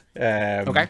Rewatching it with you guys and talking it with Nate I think I was the low man on that podcast when we talked about it, but I think, the opening scene's fantastic. Yeah. There are definitely things to love. As I mentioned to you guys there, and I'm sure we'll get into today, I am a hardcore Justice for Han guy. I carry a lot of bitterness with me because of that movie, and I almost feel like rewatching it the most recent time with you guys maybe cleansed me of that a little bit, and I appreciate it. A lot of the time, this might have been at the back end, and it is still near the back, but I no longer think it's my least favourite Fast movie. Then, this is hard because we've thrown Hobbs and Shaw in as a curveball. I think I'll go Fast 9. Okay. I still don't know how I feel about Fast 9. As you've said, you've rightly said that my list is kind of going to the more recent movies now. Like, I know the Fast and Furious series isn't, a clever indie series or like a little underground thing that I love, but I kind of do still think of it as my thing. And the latest movies, with how popular they've gotten and, the influx of megastars and the, obviously, going out to space and all of the extra bells and whistles that they've tied onto it and the kind of need to be these mega blockbusters, they're just not for me. They're not as much for me as, the lads stealing some DVD trucks in Fast 1 or racing around Tokyo, or even when it got silly in 5 and 6. I think I miss those good old days, really, where the franchise was a bit more pure. And I've only the other reason I suppose it's near the back is I have only seen it the once in cinemas. Went to see it on an IMAX screen, and I think I need to watch it again. Like maybe in my head came up with my own retconning of how Han had survived and what the story would be with him, and I don't think anything they could have done would have been as good as what I was maybe falsely hoping for. So I think I just built my own expectations. Yeah, tell us. You got to tell us now. It's not even that clever. I think I just imagined he was like, with Lucas Black and Bow Wow were kind of, hiding them out in Tokyo or something like that. Okay. And there was more of like a tying together of those threads, rather than just randomly bringing those guys back as a bit of comedy fodder and it just turning out, it was Mr. Nobody magic. He clicked his fingers and we sorted it out. And it's just, I'm sure it'll get explained more in future films as part of the teaser, and maybe if I watch it back again. But it just didn't seem as creative as I thought. It was just like, Mr. Nobody did it. That's it. There's the explanation done. And it was like, oh, okay, I wanted a bit more. It does kind of feel like that. We're just laughing because, like, whenever we were like, how did Han come back? So, like, we had, like, all of these theories and stuff, and it was just like, oh, yeah, Mr. Nobody just fixed it. Like, it was just... Yeah. That's just what happened. Yeah. Feels a bit on it. And even, there was something... I don't want to hate on this movie too much, because I do think there's benefit. John Cena, I think, is actually really good in the movie. I am a wrestling fan, so maybe I'm a bit biased, but he's a positive for the movie for me as well. But even some of the nostalgia stuff, going back to the movie we're reviewing today, it just didn't feel like it was put together by somebody that really loved that first movie, like people like us love that movie. It didn't feel right, it didn't sound right, it didn't look right when they did the flashbacks. Again, I've got too high standards. Maybe on rewatch it'll change, but at the moment, it's right at this back end. That's fair enough. And then your last movie, your number 10, you're the third person in a row to have Hobbs and Shaw in the final hole. Which is funny, because I think people who don't love this series, like us, love this movie, love Hobbs and Shaw. Yeah. I think if you go in without that attachment to the franchise, I think for whatever reason you just enjoy this on its own merit more. I think because it's not a Fast and Furious movie, right? Like it's a fun action movie that doesn't feel like the other movies. Yeah, that's it. And if anything, it almost feels it's basically sci-fi, isn't it? It's all it could be a Marvel movie, with the Idris Elba character, and it's just it's not our Fast and Furious, really. And it's also got that needless 45 minutes where The Rock, for some reason, takes us to Samoa. Just when you think the movie's about to end, it's like, nope, 45 minutes to go. It's just, it's a bit fat. But yeah, I think it's, I understand why people are putting it at the back end. I think it's, it's not a proper Fast and Furious movie for me either. Fair enough. But you have pretty solid rankings. I say it every time when somebody has, rankings are just opinions, right? But when people don't have 5 number 1, it's like, what are you doing? Like, you're wrong. Like, it's just, like, I understand it's your thoughts, so much. but I love 1 so much. But I was going to say, is that the counter argument? Is it 1? Is there anything else that battles with it? Okay, so in terms of the average rankings, it goes it goes 5 and then 1. No, sorry, 5 and then 6 and then 1 and then 7. But 6, 1, and 7 are all kind of close. Like 1 is definitively like way ahead. You know, if it's racing, it's a lap ahead. 6, then 1, then 7 are all very close. Yeah, and then 9, believe it or not, 9 is next on the list. Oh no, sorry, Tokyo Drift, then 9. But yeah. Yeah, I think that's maybe a battle of, like, I'm guessing the more hardcore people are saying Tokyo Drift, and maybe the more casual people are saying 9. Yeah, maybe it's that. But again, maybe I'm just being harsh on 9. Maybe I need to give it a proper chance. Well, we saw it 6 times already this year, so take it from us. It's pretty good. It is pretty good. It is pretty good, and I think that you'll like it a little bit better on the rewatch, too.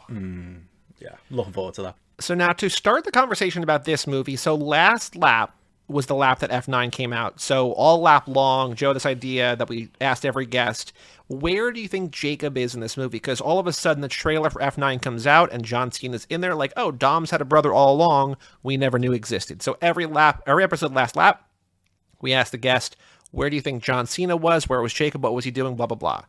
This lap, we are doing the Shaw Brothers lap, so we're focusing on Statham's character and Luke Evans' character and Vanessa Kirby and Helen Mirren and also movies made by the Shaw Brothers. None of them are in this movie, but we have a new question, a new conversation starter Joe came up with today that I really like. Joe, hit Benno with the question, how are we getting started? What is your idea for what we're going to ask people this lap? Because this is the Shaw Brothers lap, I was thinking about it today, like, oh man, like I really wonder. So I thought if there was a character in this movie that had a sibling, whose sibling would you want to see? Or a family member or anything. Yeah. Just like a new family member, if there's like... From any character in this movie. If you could add them like a little brother, little sister, older brother, older sister. Parent, grandparent. So a character that's in this movie. A character's in this movie, but then you're coming up with a character who's not in the movie that maybe we don't know about. Like, you know, Dom has a mom that we don't know anything about, right? No, nothing about, yeah. You know, I have an idea. If you want to think about it, I have an idea of something I would like to say.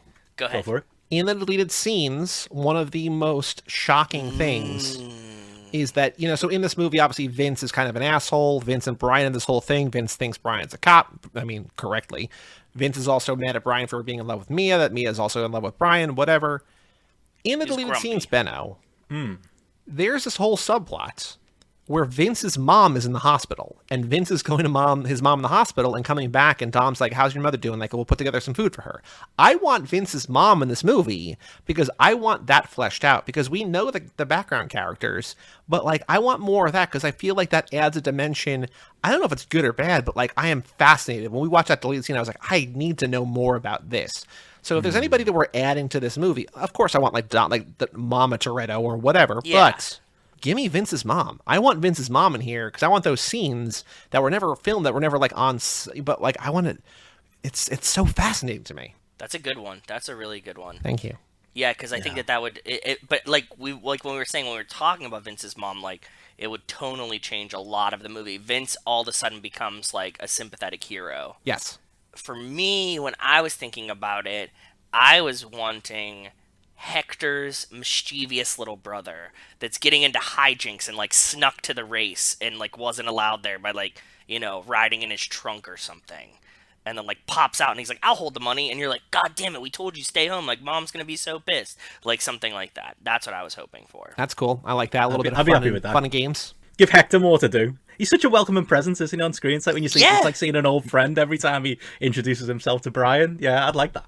I'm trying to think for me, what would I add? I mean, there's no wrong answer here, and if you don't, you can pass. But you know, there's like, is there a character in here that you're particularly fond of, that you want to know more about? Is there something that you think would be interesting narratively, or just fun and silly? Like we're trying to broaden the family this lap. I think like looking at the backstory of Brian and looking at, I mean, the cops in this just aren't very interesting, are they? Like, they're just, it's just all generic kind of, oh, okay, this is his boss and he's angry, and this is his boss's boss and he's even more angry. And like, that stuff feels kind of cheap in the movie.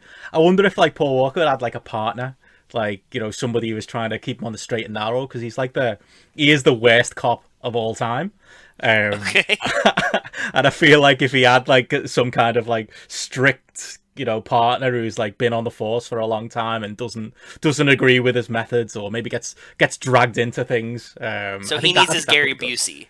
Yeah, there you go. Maybe we're getting a bit too buddy cop at that point. No, but I like that because it feels like in this movie, Brian is the low man on the totem pole, and he has it's like an Office Space level of bosses, right? He's just like, I got 6 bosses. It's like, wait, how do you have 6 bosses? Like, what is going on? And he also has no partner. You're right. He's nobody working his equal. alone. That's it. I know, and it feels like he's missing that in his life because he clearly always yearns for that older brother character, whether it be Roman or it turn out to be Dom. That's one I'd love to see Roman like on the fringes of this movie, like get a bit more backstory with that and I like and that. Brian. But yeah, I'd enjoy That's that. a really good answer.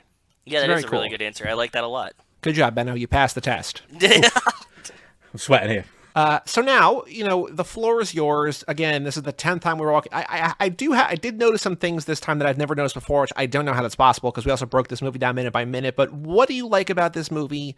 It's sometimes, depending on how the wind blows, your favorite Fast and Furious. So favorite moments. Oh, wait, hold on. I'm so sorry. We didn't do our either or questions. What is wrong with for me? Jesus. I was looking forward to that. Who are you more like? Are you more Brian or are you more Dom? You can answer these. You can explain your answers or not. It's up to you. Are you more of a Brian or are you more of a Dom? I think I'm definitely more of a Brian. I think you kind of almost picture yourself and think, I'd like to be like the manly man of Dom, rather than like the kid brother character that Brian kind of is. But I do think I'm more him. Like I said earlier, it reminds me more of myself, the way I would have dressed in those years, and just kind of the way he carries himself. And he's a bit, like I say, worst cop in the world, and a bit casual, and a bit kind of easily influenced. You would like to say you were Dom and you were the leader. I think that's always kind of the Sure. thing. When you're a kid, it's always, I'd rather be Batman and not Robin. But Yeah. if I'm honest with myself, Brian does remind me more of myself. And Brian's a pretty cool Robin. Like Brian's kind of Nightwing. He's not like really Robin. He's kind of like a Robin plus, right? So Yeah, that's it. And he's a good-looking dude as well, so there's nothing wrong with being a bit of Brian. Definitely. he's beautiful, says Leon, right? Yeah, All right. yes. Ben, are you more of a Mia or a Letty? I think Mia. And it's funny because, again, I think if you ask me my favourite character out of Brian and Dom, I'd probably say Dom. And I've said Mia or Letty, I'd probably say Letty, because what a great, strong female presence she is across these movies. But Yep. yeah, I think the understated Mia just feels more me. Not saying as classy or beautiful as she is, but I can I can see more myself in her. I will also say what I say every time. No one who has a podcast is a Letty. So That's true. Letty doesn't know what a podcast is. disqualified yourself from there. All right. Are you more of a Tej or a Roman? Oh, good one. I think Tej, as far as what he becomes, obviously too fast. He's just the dude who organizes races, and then all of a sudden, knows how to break into bank vaults, and he's got all of this extra knowledge. I am more that kind of guy where I can't help. I'm the guy in my family who a phone is broken or a laptop isn't working or my dad can't get a website up. I'm the IT guy. I get called. Okay. So yeah, I feel like that's very much Tej's role in this franchise now. For sure.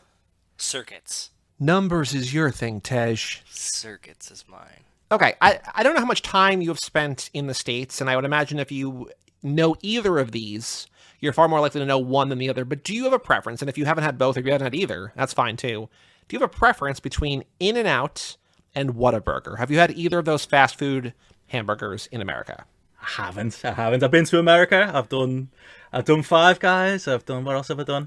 White Castle, all the classy ones. But I haven't done either of those, unfortunately. So here's a better question for you. Do you have a favorite, chain, not just like a single place in the UK, but somewhere, like a favorite burger chain where you live? Interesting. I'll take a Five Guys as far as the UK Okay. goes. We have a place called Almost Famous, which is like stacked burgers where they'll throw a hash brown on and a chicken breast, and then you can't fit it in your mouth. That type of stuff. Love that. Just add all kinds of that would Almost probably famous. Yeah, Almost Famous. Yeah, it's kind of like it's the hipster version of like a classy burger joint. But yeah, that'd be my choice. But I am weird. But one thing I've got to say about me, and if I was going to pick out of those two options, I am a man who doesn't like cheese, and that's always been a problem for me. I visited America a lot, spent a lot of time in Wisconsin, which is probably the worst. Oh, we place love to go if you cheese don't over like here. cheese. Yeah. Yeah, We're that's big- it. So we're big that on always cheese. creates a problem. So I skipped a question because I'm still trying to craft the narrative in these things because like we don't ask every question of everybody, but you've seen all the movies, so you kind of have a basis for all these. So I'm trying to craft the narrative. So we're talking about food, continuing food, coming back to this movie for a second. So in the scene in this movie where Mia and Brian are doing dishes, and Vince comes in, he starts making fun of Brian, and Mia asks Vince, "Hey V, what was the name of that place you wanted to take me to? You know, it's got the wooden tables." And he's like, "Oh, the red candles, the picadillo." And she says, "Yeah, the food all over the place. What's that called?" So Benno, you come over to the States. We're like, "Benno, thank you so much for coming on the podcast. We got 1 million downloads. You're a superstar. Whatever. We want to take you out to dinner. This is great. There's a restaurant. You're going to love it. It's got red candles. It's got wood tables. It's got picadillo. It's got food all over the place." If we describe a restaurant as having food all over the place, what does that mean to you? Is that a good thing? Is that a bad thing? Is that, are you worried? Are you excited? What does that phrase mean to you? See, I've given this some thought, and I thought it again when I was watching the movie today. I think the issue is trusting Vince as the narrator with this. Like, I think he's just got a lot of the facts wrong. I think he happened to find himself one night drunk on the street, and he's looked through the window of this place and thought, "Oh, that looks awesome," and he's just invented the narrative of what it actually is. I bet you it turns out it's like a Brazilian restaurant or something like that. He hasn't even got the nationality right. But I think to me what I picture is he's gone to he's seen like a Brazilian steakhouse, that type of place, you know, the type of place where it's like, you know, they'll just come and just give you unlimited meat. So that's what he means by there being food all over the place. And to him, that's the most amazing thing of all time. He's a meathead, isn't he? And what a great romantic place I could take it to. And then he's just added the other details that he just imagined in his drunk brain. I don't trust Vince the narrator. Yeah, well, you know, we've asked this question 30 or 40 times, and I've never realized before. She says that you said. Well, yeah, that Mia is just quoting, she's parodying him. Like, it's not like Mia he has described it, or something he has said has led her in her brain to be like, "Oh yeah, you know, Vince is talking about that. It's got food all over the place." So either he's used that phrase, or he's used other phrases, which I feel like is the Rosetta Stone we're trying to crack here, that has led Mia to be like, "Yeah, food," because she's never been there. No, because she doesn't know the name of it. That's why she's asking. So wow, that adds a new wrinkle. It doesn't help us, but that adds a new wrinkle to this question. It definitely adds that's high level thinking. That's the fourth part of the meme. There's like the galaxy brain. Yeah. So you don't really have an answer. Your thing here is just that Vince doesn't know what he's talking about. Yeah, Vince has never been to a nice restaurant in his life. And this is what he imagines a nice restaurant is, based on, like I say, a drunken, hazy memory, or a quick look through the window, or a story somebody else told him. And just over time, he's added more details. He's tried to gas Mia up and get her to go with him. Okay. And I bet you if she went, she'd have a terrible time. Makes a lot of sense. Right. I like so that. I'm writing down Vince's platonic ideal of a fancy restaurant. I love that. All right, Benno, are you more fast or furious? Can depend on the day. I'd probably say fast as a podcaster. I think you have to be to manage the workloads. But, you know, I can be furious when the right subject comes up. Are you more of a racer or a designer? Are you someone who is pulling a job, you're out in the field doing the thing, or are you the man in the chair back in HQ where you helping get it done? Yeah, I'm learning a lot about myself today, because again, as a kid, you want to imagine yourself out in the car, and everyone thinks to themselves that they're a good driver, but no one ever thinks they're a bad driver, do they? Like, but yeah. But like, if I'm honest with myself, am I that good a driver? Would I be better, you know, back at HQ, you know, putting some stuff into a computer and helping out Tej? I think I would be. I think that's more my style. So now on this job, we go out in the field. Joe and I are apparently out in the field because you're back in HQ. We're successful. We steal $30 million. We split it 3 ways. We're like, Benno, let's go celebrate. We're going to go to Rio. We're going to go to Monte Carlo. We're going to go to Las Vegas, wherever you want to go. We're going to the casino. We're going to blow some of this money. We're going to win even more money because luck is on our side. And we go to the roulette table. Benno, are you putting the money on red or are you putting the money on black? All on black. All on black. Okay. Any reason for that? I think it's just it's a tradition. As far as whenever I bet, but yeah, I think I'd go for it. Cool. And then it'd come up green. That's probably the story. Yes. I mean, that's the house edge, right? Yeah. So, are you more a fan? I know one of these words might mean a little bit different to you because to you it's all one of these things. But are you more a fan of American muscle or like the tuner import scene. So like, the Mustangs and everything, because none of this is really in the UK, but No. American muscle or imports. You more a fan of the Tokyo Drift kind of cars or the Dom kind of cars? Yeah, definitely like a Tokyo Drift kind of fancy Yeah. car. I'm not. I think when you tell people you're a Fast and Furious fan, they assume you're like a big car head. I'm not. My car I've had is a piece of shit. But in the UK, we're not as much. In general, I don't think we're as into cars really. But yeah, give me a flashy car, I think, over American muscle. But that might be the uneducated British brain I've got. Well, now, from uneducated British brain to a sophisticated British tongue and pronunciation, is the word oil one syllable or two? Oh, one. Oil. Yeah, one. Oil. Okay. Are you more a fan of Corona or Belgian ale? Definitely Belgian ale. I'm a craft beer hipster, so I'd always go with that. There you go. But if Dom offered me a Corona, I'd take it. You can't not. Oh, of course. Especially if it's yeah. So now, Benno, we're doing another job because the roulette table turned up green. We all lost all of our money. We're back out in the fields. And we're like, we need you in the field for this one. You can't hide out anymore. You're with us.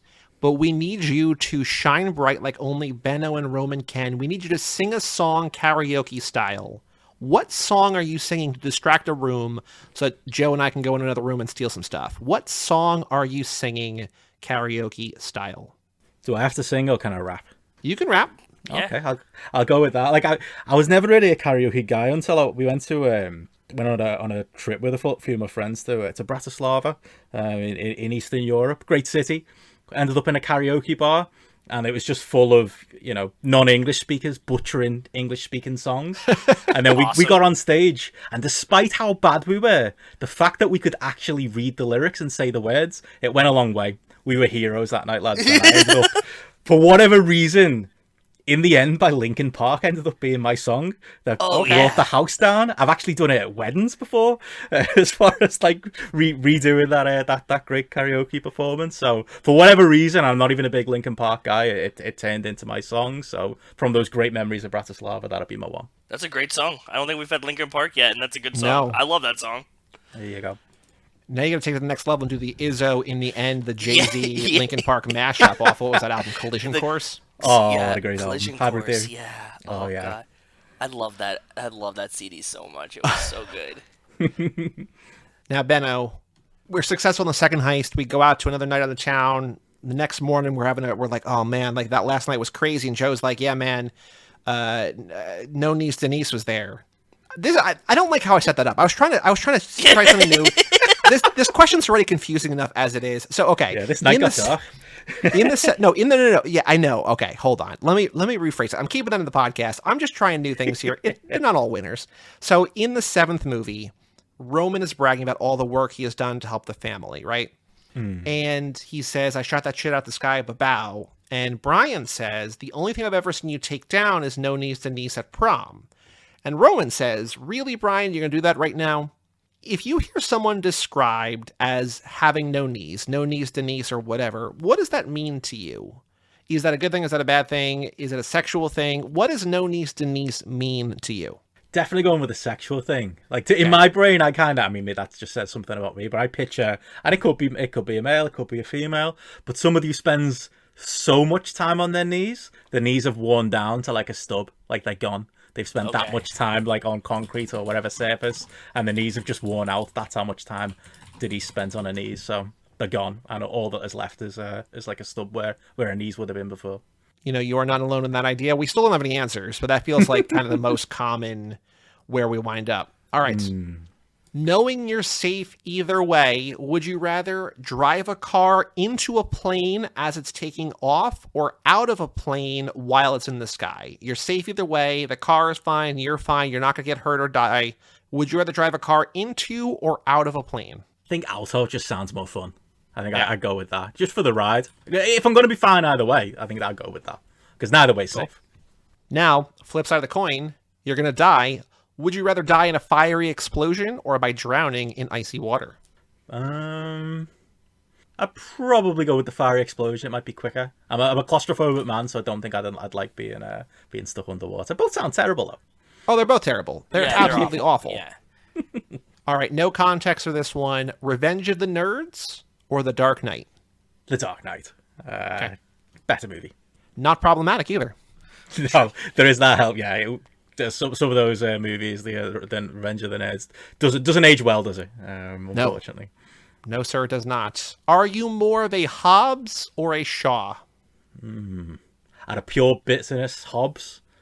But if I'm honest, as the British guy, it's probably Shaw, isn't it? And I just hate that man so much, I've got to say Hobbs. It's fair. So you know you're Shaw, but you're going to say we're gonna mark down in the history books that you are Hobbs, even though we all know you're a Shaw. Everyone knows the truth, yeah, unfortunately. Okay. And then the final question, no wrong answer here. Do you have a favorite character in these movies, in this franchise? Main character, background character, favorite character in the Fastiverse? Oh, good question. As far as the main character goes, I think it's an easy answer, but I would definitely say Brian. Okay. If I was going to name a minor character I really love, though, Suki from Too Fast. Yeah. In a series that was like desperate for like good female characters, she's one I wish they brought back. I really think there was more to her. I feel like there's a chance we get her back. I don't think it's going to happen, but like we got people from Tokyo Drift back in a way that like we never thought we would. So why not? Bring back MC Jin. Forgotten though, like just like not in this like in the sense that like nobody's clamoring for Devon Aoki back besides us. She's gone off to the island with Leon. You know, we just all pretend she doesn't exist anymore. I would love that. I want to see that movie. I would have loved for Leon to be the one who introduces the John Cena character. He's been hiding him away this entire time. That would have tied things together so well. I know nobody watching Fast 9 in the cinemas would have cared, but we would have cared, lads. You know. I'm thinking about a movie as like Fast and Furious presents Leon and Suki. It's like, wait, these who? Yeah. Like, they were in what movie? The first two? I don't remember them. Who? Yeah. Oh, the guy with the basketball jersey and the girl with the chaps. Okay, yeah. Those okay, two. cool. But they're in different movies, so how did they even know each other? They're on different coasts too. It's California and Florida. I don't. I guess I'll see it. I don't know. Sure, why not? Ja Rule hooked them up or something. I don't know. Maybe he's involved too. I feel like he got a raw deal as well from the first movie. I feel like he's someone who No. Do you know the story? They wanted him back. He's like, yeah, cool, $50 million. They're like, no, and they got Ludacris. That's fair enough, actually. You know. And then he went to jail. Yeah. And I bet you'd love that money now. He would have spent it all on Fyre Festival. That's the question. Would he have done Fyre Fest if he was still in the Fast? No, he wouldn't have. I don't think he would have been in jail either. Because didn't he go to jail for like insider trading? It was something like real dumb like that too. Very possible. I don't remember. Which I probably don't really means keep he up on needed money Jungle. that he didn't get from the Fast and the Furious. So yeah. All right, Benno, we did your family question here. To you would love Brian to have a partner here. I love that. But now the floor is actually truly yours. Anything you want to talk about? Favorite moments, least favorite moments, biggest questions, anything. Where do you want to begin? The Fast and the Furious. Please hit us with it. Yeah, I mean, like I said, second favorite Fast movie, and definitely has been my first at points. I rewatched it twice in prep for this podcast. Just finished it the second time now. It's such an easily rewatchable movie. Like if you task me with Hobbs and Shaw or F8, I'd probably struggle a little bit more. But I can throw this. Sorry, I'll stop with the hate. I can throw this. No, it's fine. I get it. But yeah, it is. It's such, people will say, oh, it's just Point Break with cars, and it's like, well, so Point Break was awesome, and this is awesome because it's Point Break with cars. What's wrong with that? And it is in a lot of ways, like rewatching it this last time, I think it's actually Vin Diesel's best acting work as well. Is the thing. I don't think he'll ever do an acting job as good as the moment later in the movie where he finds out Brian is a cop, and everything that comes like after it when everything kind of accelerates, and we get the great ending to the movie. And I think you forget until you rewatch this movie how much the entire franchise, and it feels like a really simplistic thing to say, is built on him and Brian and their chemistry and their interaction. This time watching it through, just even there are just scenes at the start where Brian turns up to race for pink slips, and there's just a look. It's like a look of love between the actors, really. Diesel and Paul Walker. You can tell there's a bond immediately, and I think that interaction and that chemistry really, really carries the movie. And I think that's the thing.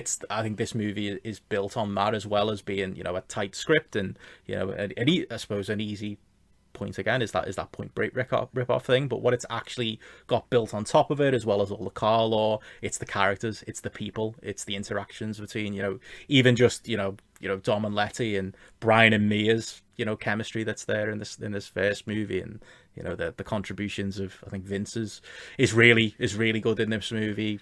Johnny Tran's an easy villain to hate. I think, I would say this entire series is built on the back of this. It's built on the back of the nostalgia that we all have for this movie. And rewatching it this time out, it was like, well, why is it that we love this movie so much? And it's the characters, it's the interaction between the people. It feels real, and yeah, I think that really stood out for me there, this rewatch. This time when I'm watching it, and we come off, we watch F9 so many times, and you hear like Vin has now in his head perfected his Dom delivery, right? Like everything is like a grumbly whisper of, it could always be that, whatever. So he has that, but I do think that you're right that in this one, like the gravitas that he delivers the lines with are some of the best, even though they're like more subdued than it becomes later as it grows. And I was thinking the same thing, like, man, like I wonder what it would be like to have like this Vin voice happening in the later movies. They wouldn't seem so over the top, maybe, or something. Yeah. Do you think Vin goes back and watches these? When do you think the last time was that he saw this movie? That's a very good question. Oh, I've never thought about that.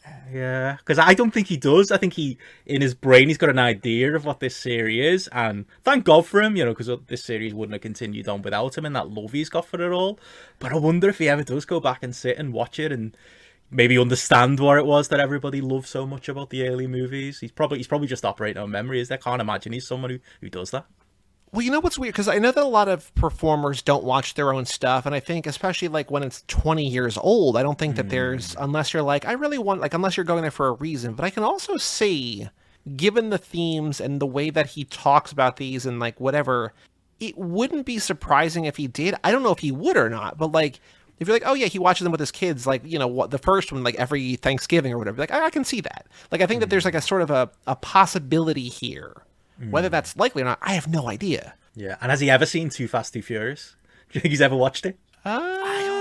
This is so weird. I can definitely see him being like before we sit down and talk through the script of the new one, we rewatch all of them. But at the same time, based on like the things that Joey and I have like pointed out through rewatching these movies so many times, there's like so many missed gigantic alley-oops that like if you watch this movie anytime recently, like the line would have been this. As like a callback to something else. So I think that kind of shows that they probably don't ever rewatch any of these movies. That like I say, that was the thing with F9, like the flashbacks. It was cool to have, to have the gang all together, like a younger version. But it just felt like, some intern had come up with that and the costume of it, and there wasn't that love for that first movie. I think with Vin, there's a love for the movies onwards from 4. I think he's definitely very familiar with what they put together there, probably because he was more involved in the creative, process of those. And obviously, with Justin Lin involved as well, that they're his movies, and he's obviously got that soft spot for Tokyo Drift. But yeah, I wonder about that. Sort of like justifiable. I don't know, really justified, like sort of justifiably so, because 4 is such a reboot, right? Like the first 3 obviously exist, and the stories and the characters still carry on, but like, if you're like, oh yeah, he doesn't even think about those first 3 movies, it's like, yeah, okay, I can see that. Because like 4 does such to be like, we're changing the years, we're changing the background. It's just like, we know what you liked from the first 3. We're going to keep that, get rid of the rest. So it kind of makes sense, but it's still, yeah, I don't know. That's a very interesting, again, I never 210 episodes, 211 episodes, Yeah. 211 episodes in, and like the 10th time, and now we're thinking about things we never thought about before. So that stands out to me. I'm trying to think. I do think Johnny Tran stood out to me rewatching it this time. What a great villain!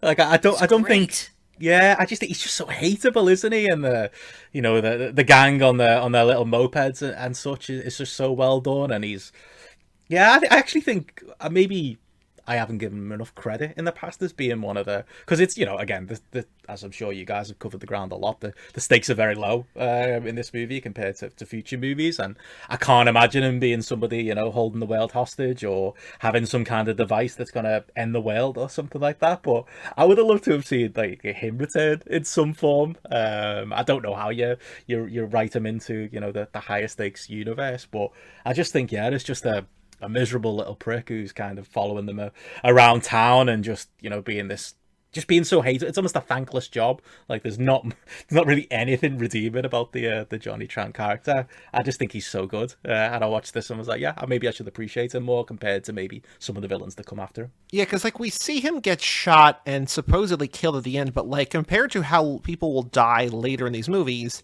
he's not dead, right? So like he could come back for sure. Johnny Tran is such a good hateable villain, but also like what is he really doing? Like he's not doing like anything super villainy ish, right? Like he possibly steals he like buys stolen DVD players and he races cars. Like he's just their villain. He's not he's dumb, right? Like he's not doing anything villainous. He's not like, like putting anybody in peril or like he's just like running like a small stupid gang, right? So it's always really funny. He's torturing people. Like let's not like look over the fact that he drowns Ted in oil, right? Like he doesn't drown him. He just like he mild. That's a mild. He waterboards Ted with oil, right? Like it's not good. It's not good. Like he's not an upstanding citizen. He's just not the villain.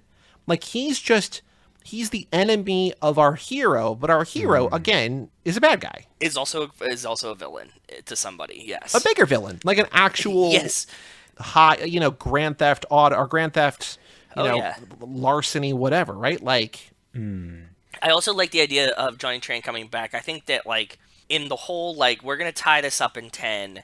There has to be a time where they head back to like 1327, and I'm imagining a scenario where like shit breaks bad. Mr. Nobody, he's gone on 9, so they don't have him, and they're back in LA, and they're like, oh no, we need some cars, and like Johnny Tran, like they go to Johnny Tran, right, and they're like, hey, like, do you got any cars that we could use? And he's like, no, like, the past is the past, and they like dap it up, and like he lets him borrow his like S2000, and like they drive that for a scene to like do something, and you're like, oh, that is so cool, right? Like because now they're 20 years later, so like are you still gonna be like grudgy with this guy 20 like they've taken over, like they're trying to save the world, right? So Johnny Tran's low man on the totem pole in their thing too. So then we would need justice for Jesse. Oh, that's good true. Point. Fuck. Yeah, because Jesse's dead. Yeah. The reason people hate Deckard is because Deckard supposedly killed Han, right? So, like, we need justice for Han because Deckard is welcome to the family. So, if you welcome Johnny Tran in, then we need justice for Jesse, in which case, what are we doing? Yeah, maybe it's like a begrudging kind of like, to try and make up for the past or something like that. Maybe he's turned. I could see him as well being like pivotal in what happened with Jacob. Maybe Jacob got in with him and his gang, and that's, the timescale would work, wouldn't it? Maybe that's what, he ends up doing work for him. And maybe, every time, Brian asks Dom, what's the story? He's like, oh, I'll tell you in a bit. Oh, it's a long story. Maybe the long story is, he got involved with my brother, and he's part of the reason, like, we don't speak anymore. Maybe that could have been added to it as well. And Johnny Tran has a sister that we don't know about. So yeah, maybe he had a younger brother too that was hanging out with Jacob. That's it.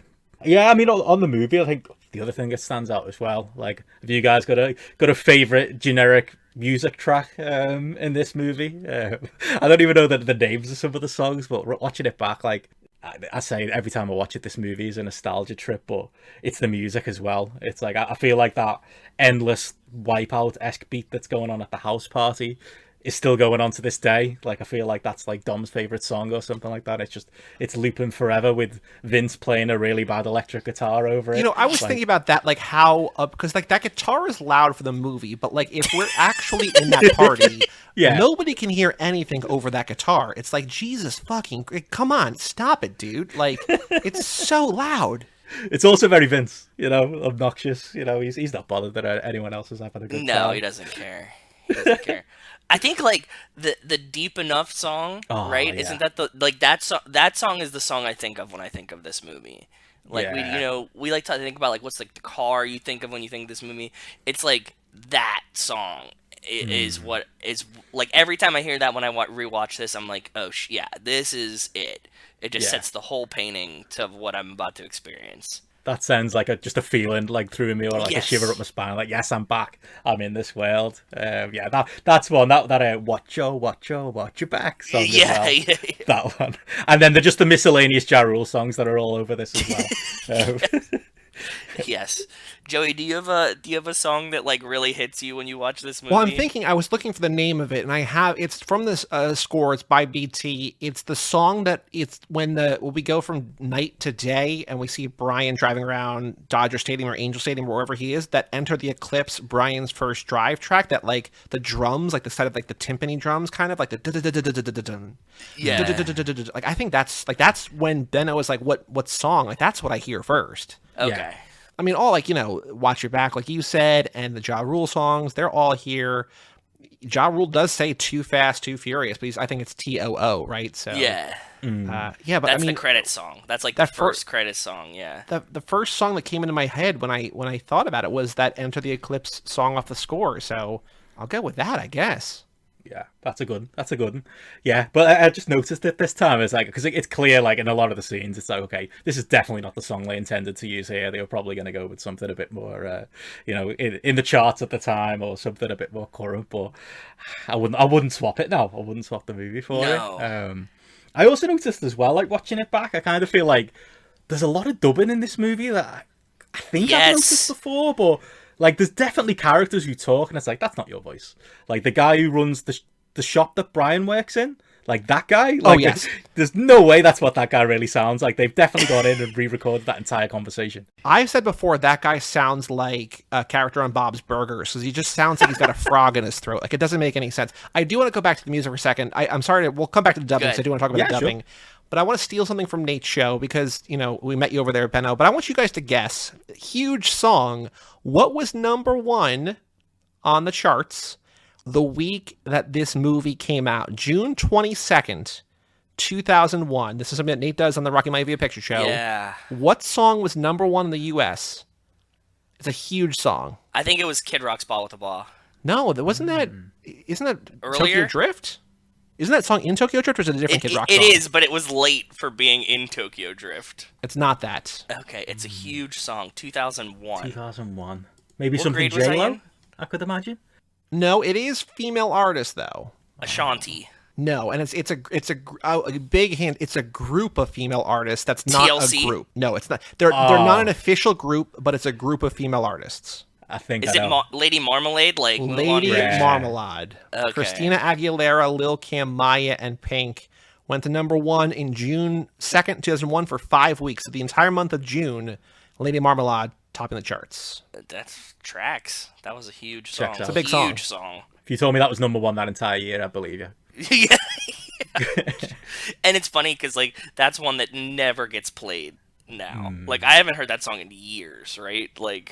But the dubbing, I think it's probably just a matter of like not having the money to like have another take, probably like, or getting a better actor, right? Sound, like the mic, like not being able to test the mics well enough or put them in the right spots to have it. But yeah, there's so much ADR in this movie. It's always like the streets closed, Pizza Boy won, and then he just like walks away, but he's like saying something very clearly into a microphone, but is not talking. He's just walking away. Oh, that's the director, isn't it? Yeah. Because that always doesn't track for me. Because like Dom says to Brian, I can't remember what the line is. It's something like, you work in that shop, don't you? Well, not anymore. But he doesn't get fired. I wonder whether that conversation went differently, and then they were like, "Oh no, actually, he needs to get his job back. It's too convoluted a story. Let's just retcon it so that he doesn't really get fired." No, he talks about it though. Harry, when he comes in, Harry says like, good help is hard to find. Which Yeah, is he's it, like, yeah. he called me. He's like, what did you say to? Like, he said he wants you fired, and he's like, well, what did he say? And he's like, I had to lie for you because Harry knows he's a cop. But yeah, it definitely stood out this time. That, yeah, there's a lot of that. It seems to be mostly early in the movie, or maybe that's just where I mainly noticed it. But I suppose lower budget, and things can go wrong, can't they, on set? what else about this movie? Things that you love, things that you hate. Is there anything about this that you hate that you're just like, I cannot believe that this is in the movie? I think I love it so much. Not really. No. Yeah, that's the right answer. Yeah, that's a good answer for sure. I think it's kind of like I say, it doesn't outstay its welcome is the biggest thing you can say about this movie. Like, it always takes me back that it's not like it's in the first half hour or anything, but the moment that we get we get race wars and we get the Brian revealing himself to Mia, it's almost like every time I rewatch it, it feels sooner because it's not a 2.5 hour epic movie. Yes. It's kind of like, oh, we're there already. Oh, I feel like I remember there being more of this movie, but then you still have another 20-25 minutes of like some of the best scenes in the film. I think that's what stands out for me, just how tight it is, how great just a little story it is, easy to understand. We all kind of, as much as I said at the top, you want to be Dom. You kind of enjoy, you live through Brian in this movie, and you live through that kind of wanting to be accepted by, the gang, and wanting to, to turn bad and become one of them. Like, I do feel like that's just a relatable story, and it's just, him looking for that encouragement and that love from Dom does carry through to the rest of the movies, and it's done in such a basic way in this movie, but it's just a well told story. And like I say, that whole sequence really with Brian and Dom, like I say, that when Brian has to call in for help, and they're in the desert, and he has to say he's Officer Brian O'Connor, and that look that Dom gives him, it makes the hairs on my neck stand up every time I rewatch it. Rewatching it again this time, it's just such a well done scene, and such a perfect little 90-minute movie. It's so focused, like it's focused on the cars, but like it's focused, I think, on the people in a way that the new movies aren't. Like I think the new movies want to be. Yeah. But like you were saying earlier, it's that Dom-Brian relationship that like is why we care about the movie and why the franchise continues. And like it's the goodwill that you've bought into with those characters up to this point, right? That it's just like, like that's why I care about the ending, is because they're conveying it. The actors are getting it across. Yeah. And I suppose that to that point, you asked me, is there anything, I don't like, I suppose, thinking about that ending scene, the fact that, like, really the big bad in this movie is that, a truck driver decides to get himself a shotgun. Like, that's all it is. Yeah. Like, how, like, the way it's kind of dramatized, and it's like, Brian and Mia are convinced this one's going to go bad, and it's like, you were convinced that a driver was going to get a shotgun. Like, that doesn't seem like, something you could have foretold, or, that big a deal. Surely there's been armed drivers before. It's so low stakes, isn't it? And it's such a, I do feel bad. This poor truck driver's just trying to, get his delivery of DVDs or whatever it is. Make a living, from yeah. another. Yeah. He's just, it's like the poor civilians in Rio in Fast Five. They're just trying to go about the day, and all of a sudden a safe comes flying through the bank that they're trying to, draw out the wages in. He's the first of like a lot of innocent victims this series has, and he's portrayed as like this big bad, but he's probably this minimum wage truck driver who's had a long day and just doesn't want to deal with any more of this bullshit. So here's a question. This is something we've talked about before. If you are that truck driver, you have a shotgun, these guys try to jack your truck, one is hanging on the front, you shoot at him, he eventually gets off, right? And like you just drive off. How far, like, what do you do next? Do you just keep driving? Do you pull over? Because like we see him, turn the corner and go like at least a quarter mile up the road, right? Where it's just like, we can't see what he does, but I'm just like, does he pull over and call the cops? Does he just keep driving? Is he like connected to the mob? Like, what do you do as a truck driver? How, like, if you are prepared enough to bring a gun on board, because like even when they're in the police house, they're like, they're arming themselves for World War III or whatever they say, right? Like, they know that this is a possibility. He brings the shotgun, he uses the shotgun, then he just drives off. Like, if you're the truck driver, what do you do next? Yeah, that's it. I think he's stuck really, because if he does, he's driving a truck, so if he stops, he can't get going again faster. I kind of understand the reasoning to keep going. Yeah. I don't really understand, the team's, insistence on robbing these trucks as they're moving makes for a great action movie, but I'm sure there's a better way Yeah, of wait till doing he this job. pees, right? That's a good point. I've actually never really thought about that. It's like they don't need to be moving. Like he could just be Yeah. at a truck stop and they could just come swipe it, right? Or just do what they do in The Sopranos and like pay the truck driver off. Yeah, just like be like pull over and be like, "Here's $1,000. You lost the truck. Shit happens." But yes, you're right. They've only got one way of living their lives, and this is, quarter mile at a time. So you've got to do, if you're Dom and you're going to be committing crimes, you've got to do it with a bit of style. True. I don't have any big notes for this movie, but I did notice, like, in the opening heist, the way the truck driver falls over, because like they're successful on heist, right? But I'm like, I don't think I've ever noticed this guy fall over the way that he does. And like later in the movie, we keep saying it's a beautiful machine, but Lance says it's an amazing machine. And I'm just wondering, Joe, like, are we going to have to do like the Fast and Furious minute redux and like go back through the movies again? Does he say again? it's an amazing machine? Not It's an amazing machine. It's an amazing machine. Is that like a Luke, I am your father situation? I Because think feel it's like a Mandela everybody. effect. Yeah, I don't know, man. It's an amazing machine because like I'm watching it this time. I'm quoting along with it. I'm like, it's a beautiful machine. He's like, it's an amazing machine. I'm just like, wait, what? What? Yeah. So Weird. I really thought it's a beautiful machine. I think, I mean, if we ever catch up on the movies, because it's, literally decades away, we have to start back at the revisit. beginning. Yeah, definitely. And we can I use our agree. existing docs, but like just add to Add. them, supplement them, right? Yes. In 25 years. Did you notice anything this time around? No, I cut them in the things that I was thinking about. Again, I'm still trying to like piece together things of them pretending like Jacob doesn't exist. You know what I mean? Like I'm still wrapping my head around that from 9, and it feels like we haven't watched this movie in a long time for some reason. It's been 6 months. Last lap was a long lap. Yeah, so I was kind of just like re-enjoying the like lighthearted feel of it, but in the back of my head I just keep thinking like, how are they pretending like Jacob's not here? Or you know what I mean? Like what are they like? Because they have to like skirt around the fact that there's no Jacob and like trying to make sense of that. And I really need to just watch this one a couple more times to get that thing because it's so close to like when they split. Yeah, we've only seen this a couple times. I know that you're gonna need to get No, another but I few mean, like- viewings in there. we saw it, and then 9 came out, and then this is like my first time rewatching it since 9 came out, right? yes, because we did this like in May. I'm still trying to wrap my head around that. Again, when I was talking to Alex about Forza, he's like, "I'm surprised you like I respect that you guys still watch it." I'm like, I enjoy it. Like I liked it. It's insane that now this is the like 11th time I've logged in on Letterboxd, the 10th time we've done it for the show, but I still look forward to this. Like, we joke about like being tired of F9, but I'm still into this movie. So I don't know.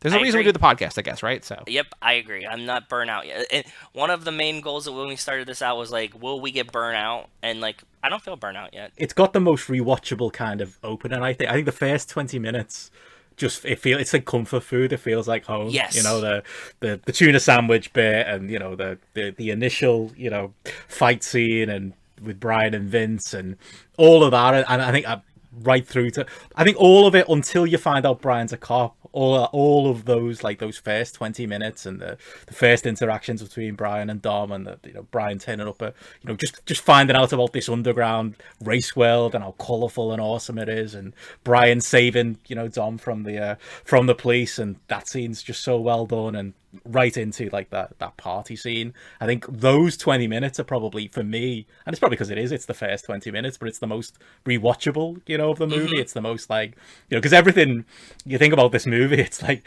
that perfect world that Dom's got. This franchise even just gets ripped apart over the next 9-10 movies, doesn't it? And those first 20 minutes are like where it's perfect until you find out Brian's a cop, and it's like, okay, things are gonna go bad now. Like that's the ideal in my head of what Dom's always striving for in the later movies. So I think as hardcore fans, I think we probably just enjoy being in that world. I also, this time, I was watching through and I was like mentally noting just how many times did they tell you Brian's a cop before they show you that Brian is a fucking cop. Like the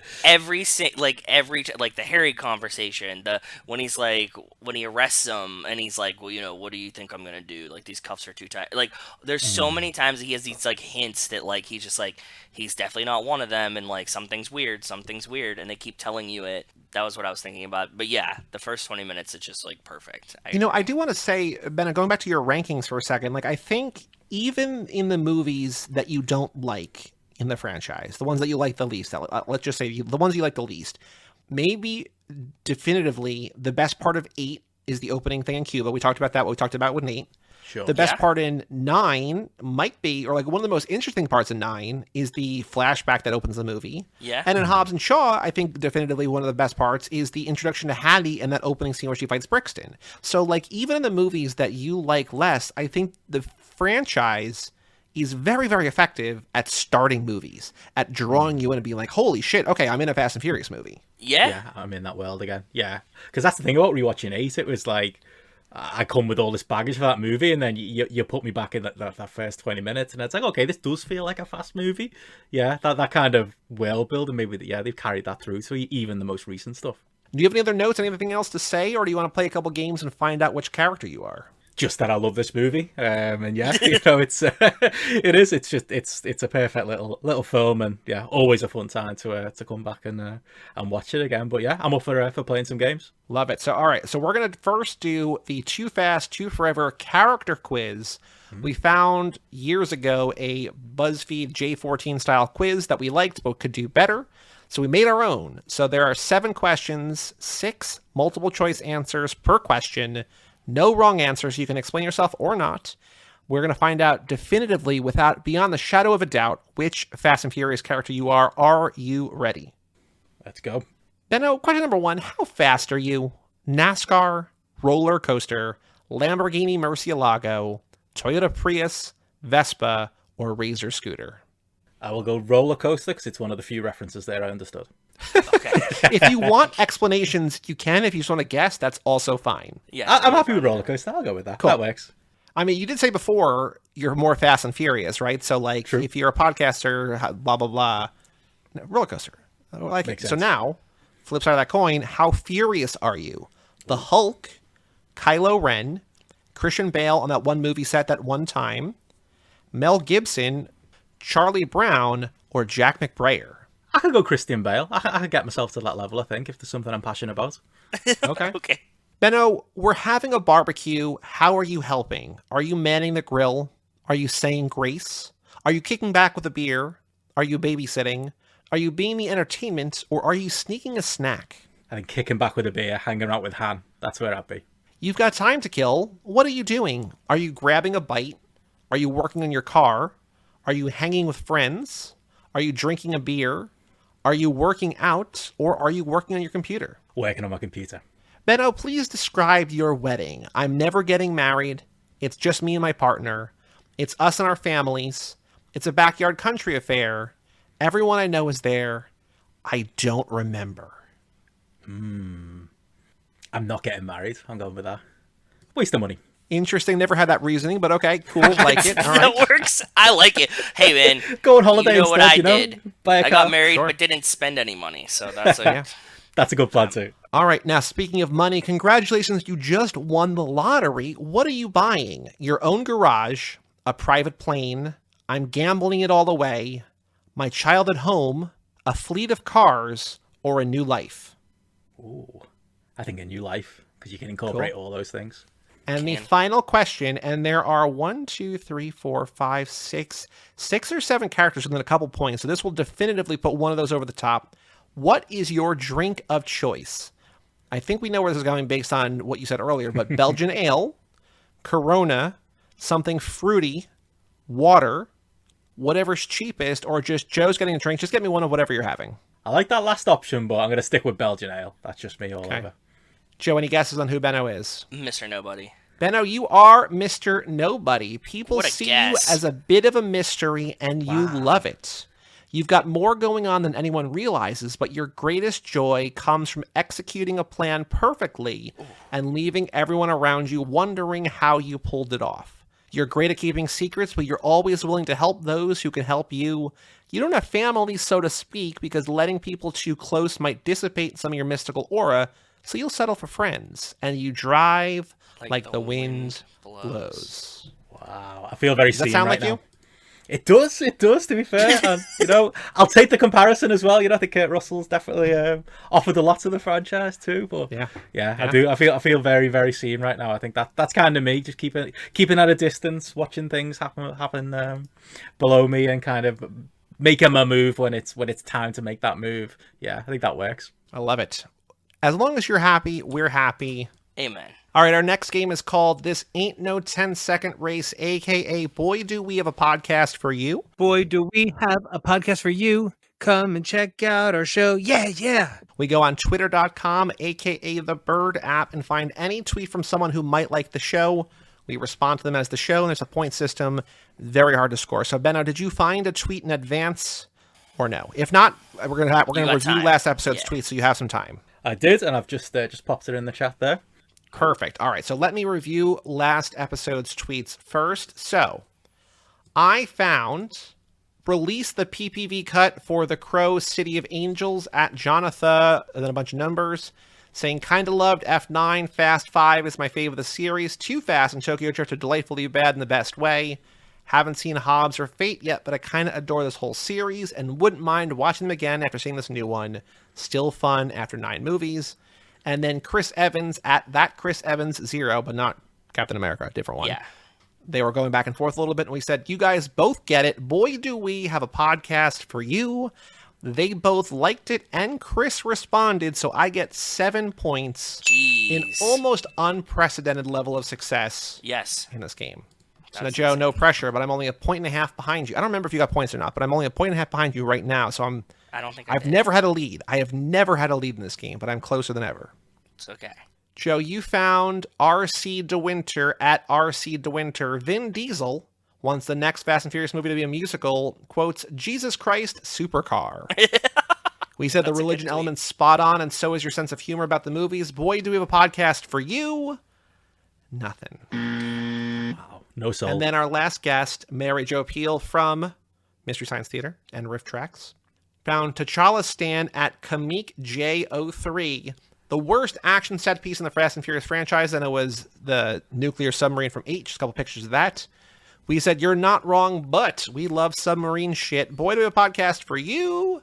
And T'Challa Stan liked it. So Mary Jo on the board with a point. There you go. Benno, do you want to read your tweet first? And we will respond as us. Yeah, absolutely. It's a visual gag, so people have to look it up afterwards. Oh, but it's okay. beautiful. Ben Hendry 1, who I believe is based in Scotland somewhere, has tweeted, Christmas just wasn't Christmas. Well, walking past this traditional Yuletide Fast and Furious ride every day last year. And let me tell you, he's got a picture of this amusement park What ride. the fuck is this? What is this thing? And where can we get one? Joey, I think we need one. I don't know what's Fast and Furious about. I assume it's Fast and don't Furious, but what? And it has like a bootleg. There's like a picture of this like cartoon guy that kind of looks like The Rock, but also kind of looks like Vin Diesel. It's Exactly. like a Who is blend it? of both of them. Yeah. That was my first question. Which of the two? I think Vin's on the right. I think there's another like little cartoon head there. Okay, let me look even closer. Yeah. Oh yeah. But I've that only one's just spotted Vin. that myself. Or is it like the two face melded together? Because like it kind of like... That's why I said it looks like both of them melted together. Yeah. I also like that below, under the stage or under... No, you know what this is? I think those are like roller coaster kind of seats, right? Is that what it looks It's like? a ride. Yeah, this is like some Yeah. kind of like swingy ride or something. What I like below it is that it's Fast N, the letter N, Furious. Whoever's designed this has never seen a movie. So now, Benno, I already like this and retweeted this, but we're going to reply to Ben Hendry and say, what if a podcast for you? But we're going to customize it if you want. So what would you like to add to this? I think you've got to add the wonderful quote from the ride itself that says, I believe it says, scream if you want to go faster. I think we can tie that in. Yes. All right, scream if you want to go faster. Boy, do we have a podcast for you. And why is this in front of a church? There's so much to unpack here. I think it's Christmas in Aberdeen. Aberdeen Council is written on there. Apparently the council in Aberdeen have put this together. I feel like they should have better things to spend their money on, but okay. Joe, you know what I got to say about this? What? It's an amazing machine. It's a beautiful machine. It's what it should be. Both are true. All right, Joe, hit me with what you got. I knew you were catching up, and I'm kind of getting a little shooketh, okay? So I had to go with this. This is Wilb. That's Will with one LB at Poppy Wilbur.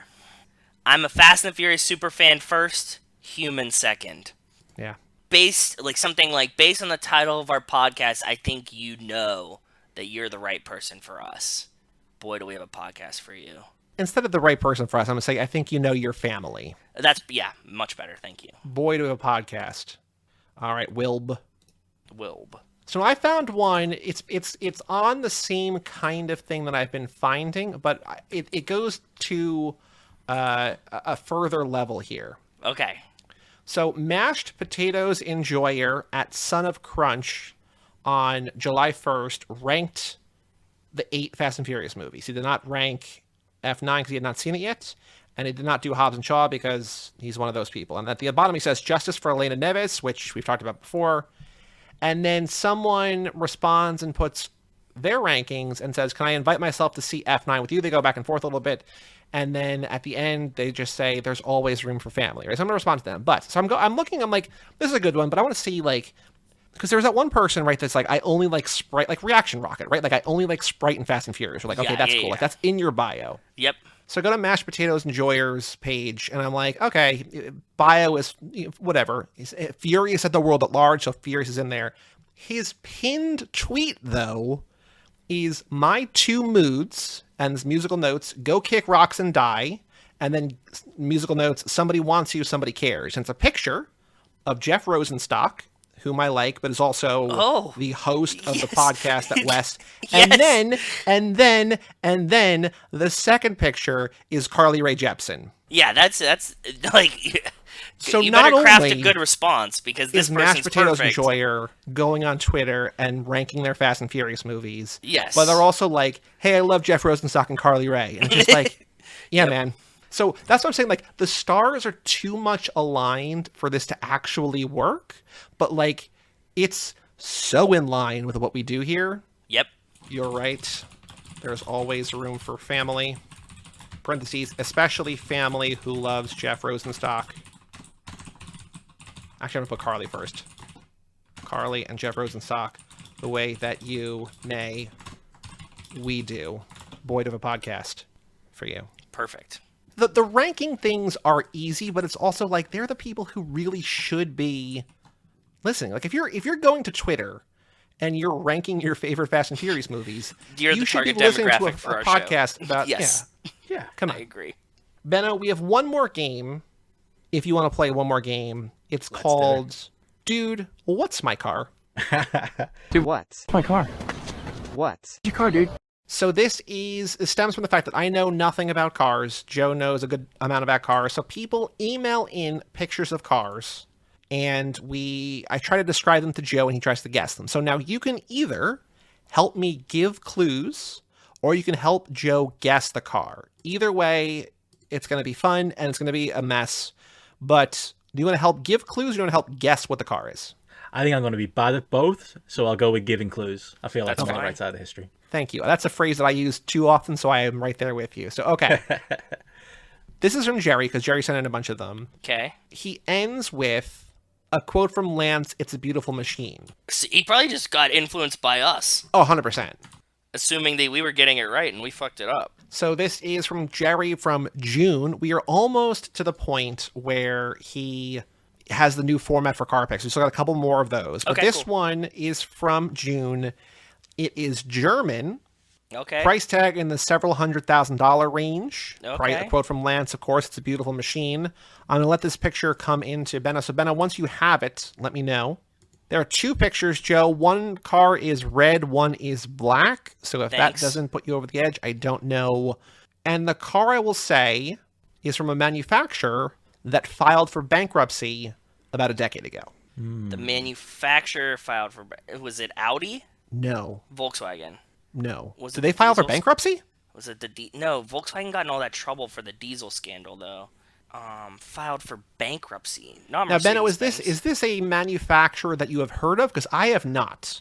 It's new to me. It's new to me. Okay, so it's not the... So it's... Interesting. Go, keep going. Now I'm looking on the wiki. It's a sports car produced by German automotive manufacturer, this company. Yes.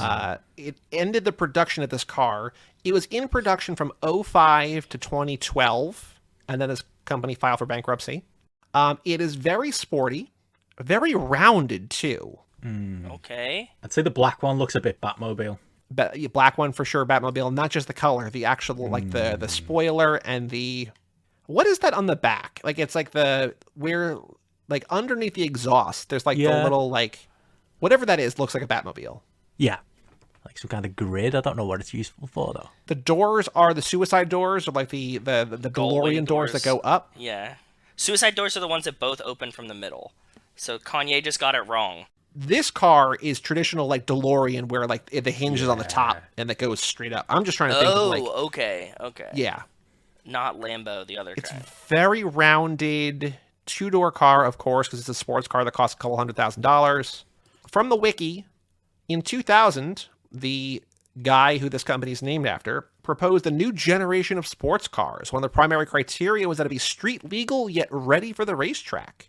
He returned to Germany at the end of 2001 after 3 years in China, where he worked for Audi with some other company over in China. Okay. Subsequently, the automobile designer Roland Mayer asked him if he would assist in building a prototype sports car. He approved the involvement Audi involved this guy's involvement in the project on the condition that if they did eventually develop a sports car, it would not be a prototype, but a series product. So I don't know if this is like a subsidiary of Audi or where it fits Might in. be, yeah. But it is fully street legal, mid-engine, rear-wheel drive, two-seater, constructed on a tubular chromoly frame. Oh, chrome alloy. No, chromoly. CHROMOLY. I don't know what that is. It set a 7 minute 11 second and 57 hundredths of a second lap time at Nürburgring. Oh, which feels pretty fast. That's fast. I don't know what it is. Who's the manufacturer? Can't tell you that yet. Benno, do you have any other ways to describe these cars? Not really. I was trying to think, like, who would drive this, like, out of the series? Like, whose car would this be? I feel like the black version feels like it'd be a villain's car. I can't see any of the gang driving I think it would maybe be Owen Shaw, possibly. Yeah, that's what I was thinking, one of the Shaw brothers. Yeah, it feels like a Shaw brother car. I could see it going through the Mersey Tunnel. And you've never heard of this manufacturer before? With that in mind, I would say that the car looks like if a NASCAR car or like okay, imagine a NASCAR car, a Formula One car, and like a Porsche had a baby. That's a good idea. Okay. Yeah. I don't know. I'm stumped on the manufacturer part. Like, if you don't know, the manufacturer, it's a German manufacturer. It was named after a guy. He worked for Audi. Okay, so here's a hint. Go ahead. The guy's last name, the first half of his last name is, follow me here, this is a very long-winded way to just not give it away. The first half of his last name is the entirety of the last name of a fictional character, the star of a movie that so many people love that I hate and did a podcast about. What's an uber popular movie that most people love that I hate that we did a podcast about? Nicolas Cage. No. More popular than any Nicolas Cage movie. You did Academy Award winning film. Forrest Gump. Gump something. Yes. There we go. Gumper. It is the Gumpert. Gumpert. Have you heard of that make? No, or no? I've never heard of this. Send me a picture of it. It is the Gumpert Apollo. Apollo's a good name. That's a cool name for a Apollo's car. a great name. I was going to say, yeah, Greek deity name's always good. So the picture in the wiki is the first picture that Jerry sent, and I'm going to send you it looks just like a Bugatti. I should have, Bugatti is my go-to in Forza. It looks a lot like a Bugatti. It does kind of look like, doesn't it kind of look like if like a race car, like a Formula One or NASCAR had a baby with an actual sports car? No, it has definitely Audi influences. It looks like a TT too. Well, because there's like this. These look like more for the track, more hybrid-y. Those things on the bottom, the foils on the bottom, are just like the drag, so the car doesn't pick up, right? Like it lets the air through the bottom. Okay. Yeah, that's what those like ridges are. Is that what you were talking about earlier, guys? Yeah, on the back, on the black, on the black one in the back. Yeah. Yeah, this is cool because all these like super fast cars, like right under the front grille, they'll have just like a little input that looks like a tiny mouth, and then the air will just like come through to suction the bottom of the car to the track, right? So you don't lose any grip. Who do you think's driving this thing? A Shaw brother? Are you going with us? I'm going Roman, man. This looks like a Roman car to okay. me. If you put it in like orange or something, right? That's Don't you think true, Roman yeah. would be like, let me get that one? So it's a gift from Blanta, from Black Santa. Yeah, exactly. This is a really cool car, though. Jerry says the Apollo uses a 4163 cube cc bi-turbo intercooled version of the Audi V8 engine. That's very cool. Those Audi engines go in like a lot of cars, actually. Like the ones from the Audi A8s. Like they just like turbo them and like put them in like a bunch of these cars that like other people make bodies for and then use them as like crazy race cars. That's really cool. Well, thank you, Jerry. If you want to send in a car picture, family@cageclub.me. We've got a handful more, including Jerry's new format coming up soon, which he sent in again months ago. We just haven't gotten there yet because we don't do these very often. But family@cageclub.me. But Benno, thank you for joining us this episode. Oh man, guys, it's been so much fun. Like I love the idea of the podcast. I've loved listening to this last while. I feel like I'm at home with chatting with you guys. Love this movie, love this series. So yeah, I appreciate the excuse not to. It's more fun breaking down Fast and Furious movies than wrestling matches, I think. So yeah, maybe I'll have to change podcast careers. I was thinking about you today, Benno, because SmackDown is in Hartford near us on Friday, and I think I'm gonna go hit SmackDown on Friday. So yeah. Oh, cool. Yeah, it's weird that everything's returned to arenas now, so it's kind of like we had like a year of no fans, and it was strange being especially being a wrestling podcaster trying to drum up the interest to cover this stuff. But it's definitely a lot more interesting now that people can go to the shows for sure. What is your show specifically about in the wrestling world? Because you got a couple podcasts, so what are your shows about? And remind people what the names are. Absolutely, yeah. GRAPPL Spotlight is my main podcast. That's GRAPPL with no E. We're official podcast of the GRAPPL app, which is a wrestling rating app where people can give their star ratings for wrestling matches, much like you can cool. Movies on a letterbox or such. Yeah. So we got off the ground a couple of years ago and getting that going. So obviously download that app as well if you are interested in doing that. And yeah, do your best Roger Ebert impression, but for wrestling matches. But yeah, we cover the world of wrestling on that, and we do like off podcast. We did a movie review the other week where we did Wrestlers versus Zombies, which was exactly what you'd imagine the movie is. Roddy Piper and Kurt Angle and all kinds of wrestlers fighting zombies. At one point, one of the zombies gets hit with the 3D, which was the Dudley Brothers finishing move. There's all kinds of wackiness. Awesome. It was terrible, but it was awesome. It was kind of like, it's the Too Fast, Too Furious of zombie movies. When did that come out? Like, what year is that from? It had to be a while ago, right? About 10 years old. Like the wrestling company TNA, I think, funded a lot of it. So there's a lot of like their wrestlers in it. But it was a real laugh. Proper low budget movie, but a lot of fun. So yeah, that was great to do around Halloween time. So yeah, you can catch our review of that over there. Yeah, if you're not so much into the wrestling match stuff. And yeah, British Wrestling Experience, which is my British wrestling podcast I do on Nate's the same network as Nate Post Wrestling, and you can catch me there too as well. But yeah, if you want my pithy wrestling tweets as well as the odd Fast and Furious ranking, you can follow me on Twitter at Benson Richarding. Like we said, you're going to be on the episode of The Fate of Furious with Nate on the Rocky Maivia Picture Show, which he also invited us on. So, you heard us talk about the first movie. You're going to hear us talk about one of the later movies. It was a good time. So check out even more. I mean, I don't understand people who listen to the show, to be perfectly honest. Like, what we're doing is insane, but them choosing to spend I don't know, whatever. But if you want to listen to even more, I'm sure they're all listening to Nate's show already, especially when they talk about a Fast and Furious movie. So come back for The Fate of the Furious. What do you say? Hopefully, maybe a Black Friday gift, but also maybe just December. So, like, soon, right? Soon. It'll be out. Keep your eye on it. Yeah, and we'll obviously let you know when Nate's show comes out, too. Yes. So. And you can listen to us spend, 2 hours talking the movie, and at no point do one of us make the pun, the Nate and the Furious. How did we miss that, lads? It was an open goal. It was basically as soon as Nate hit stop on the recording, and just like, shit. There it was, right there. But, Benno, thank you so much for joining us once again. Joe, next week, we have our first pit stop of lap 10, and we are doing, we already said it last time, tease it already, the 36th Chamber of Shaolin, Shaw Brothers movie. Yes. So come back. That is this episode comes out Thanksgiving week, so happy Thanksgiving. And then our Cyber Monday. Is there a Tuesday? Techno Tuesday. Our Techno Tuesday, Toretto Tuesday episode on the 30th of November. In UK parlance, but the date first. The 36th Chamber of Shaolin. If you have not seen this movie yet, go see it because it rules. Very excited to watch that again. It is so goddamn good. Can I put a request in? Can we get Fast and Furious characters compared with Wu-Tang members? I want to know who's who. I want to know who's Method Man, who's Old Dirty Bastard. Thank you. I'm a big Wu-Tang Dirk. fan. I used to collect those movies years ago, just from being a Wu-Tang fan. Not that I particularly like the movies, but that is a great one. I'm pretty sure. That's a great idea. We're gonna have to do that at some point. We're gonna have to do that for sure. We're definitely gonna do that. Thank you for. We're stealing that idea so hard. Thank you. Yes. Go for it.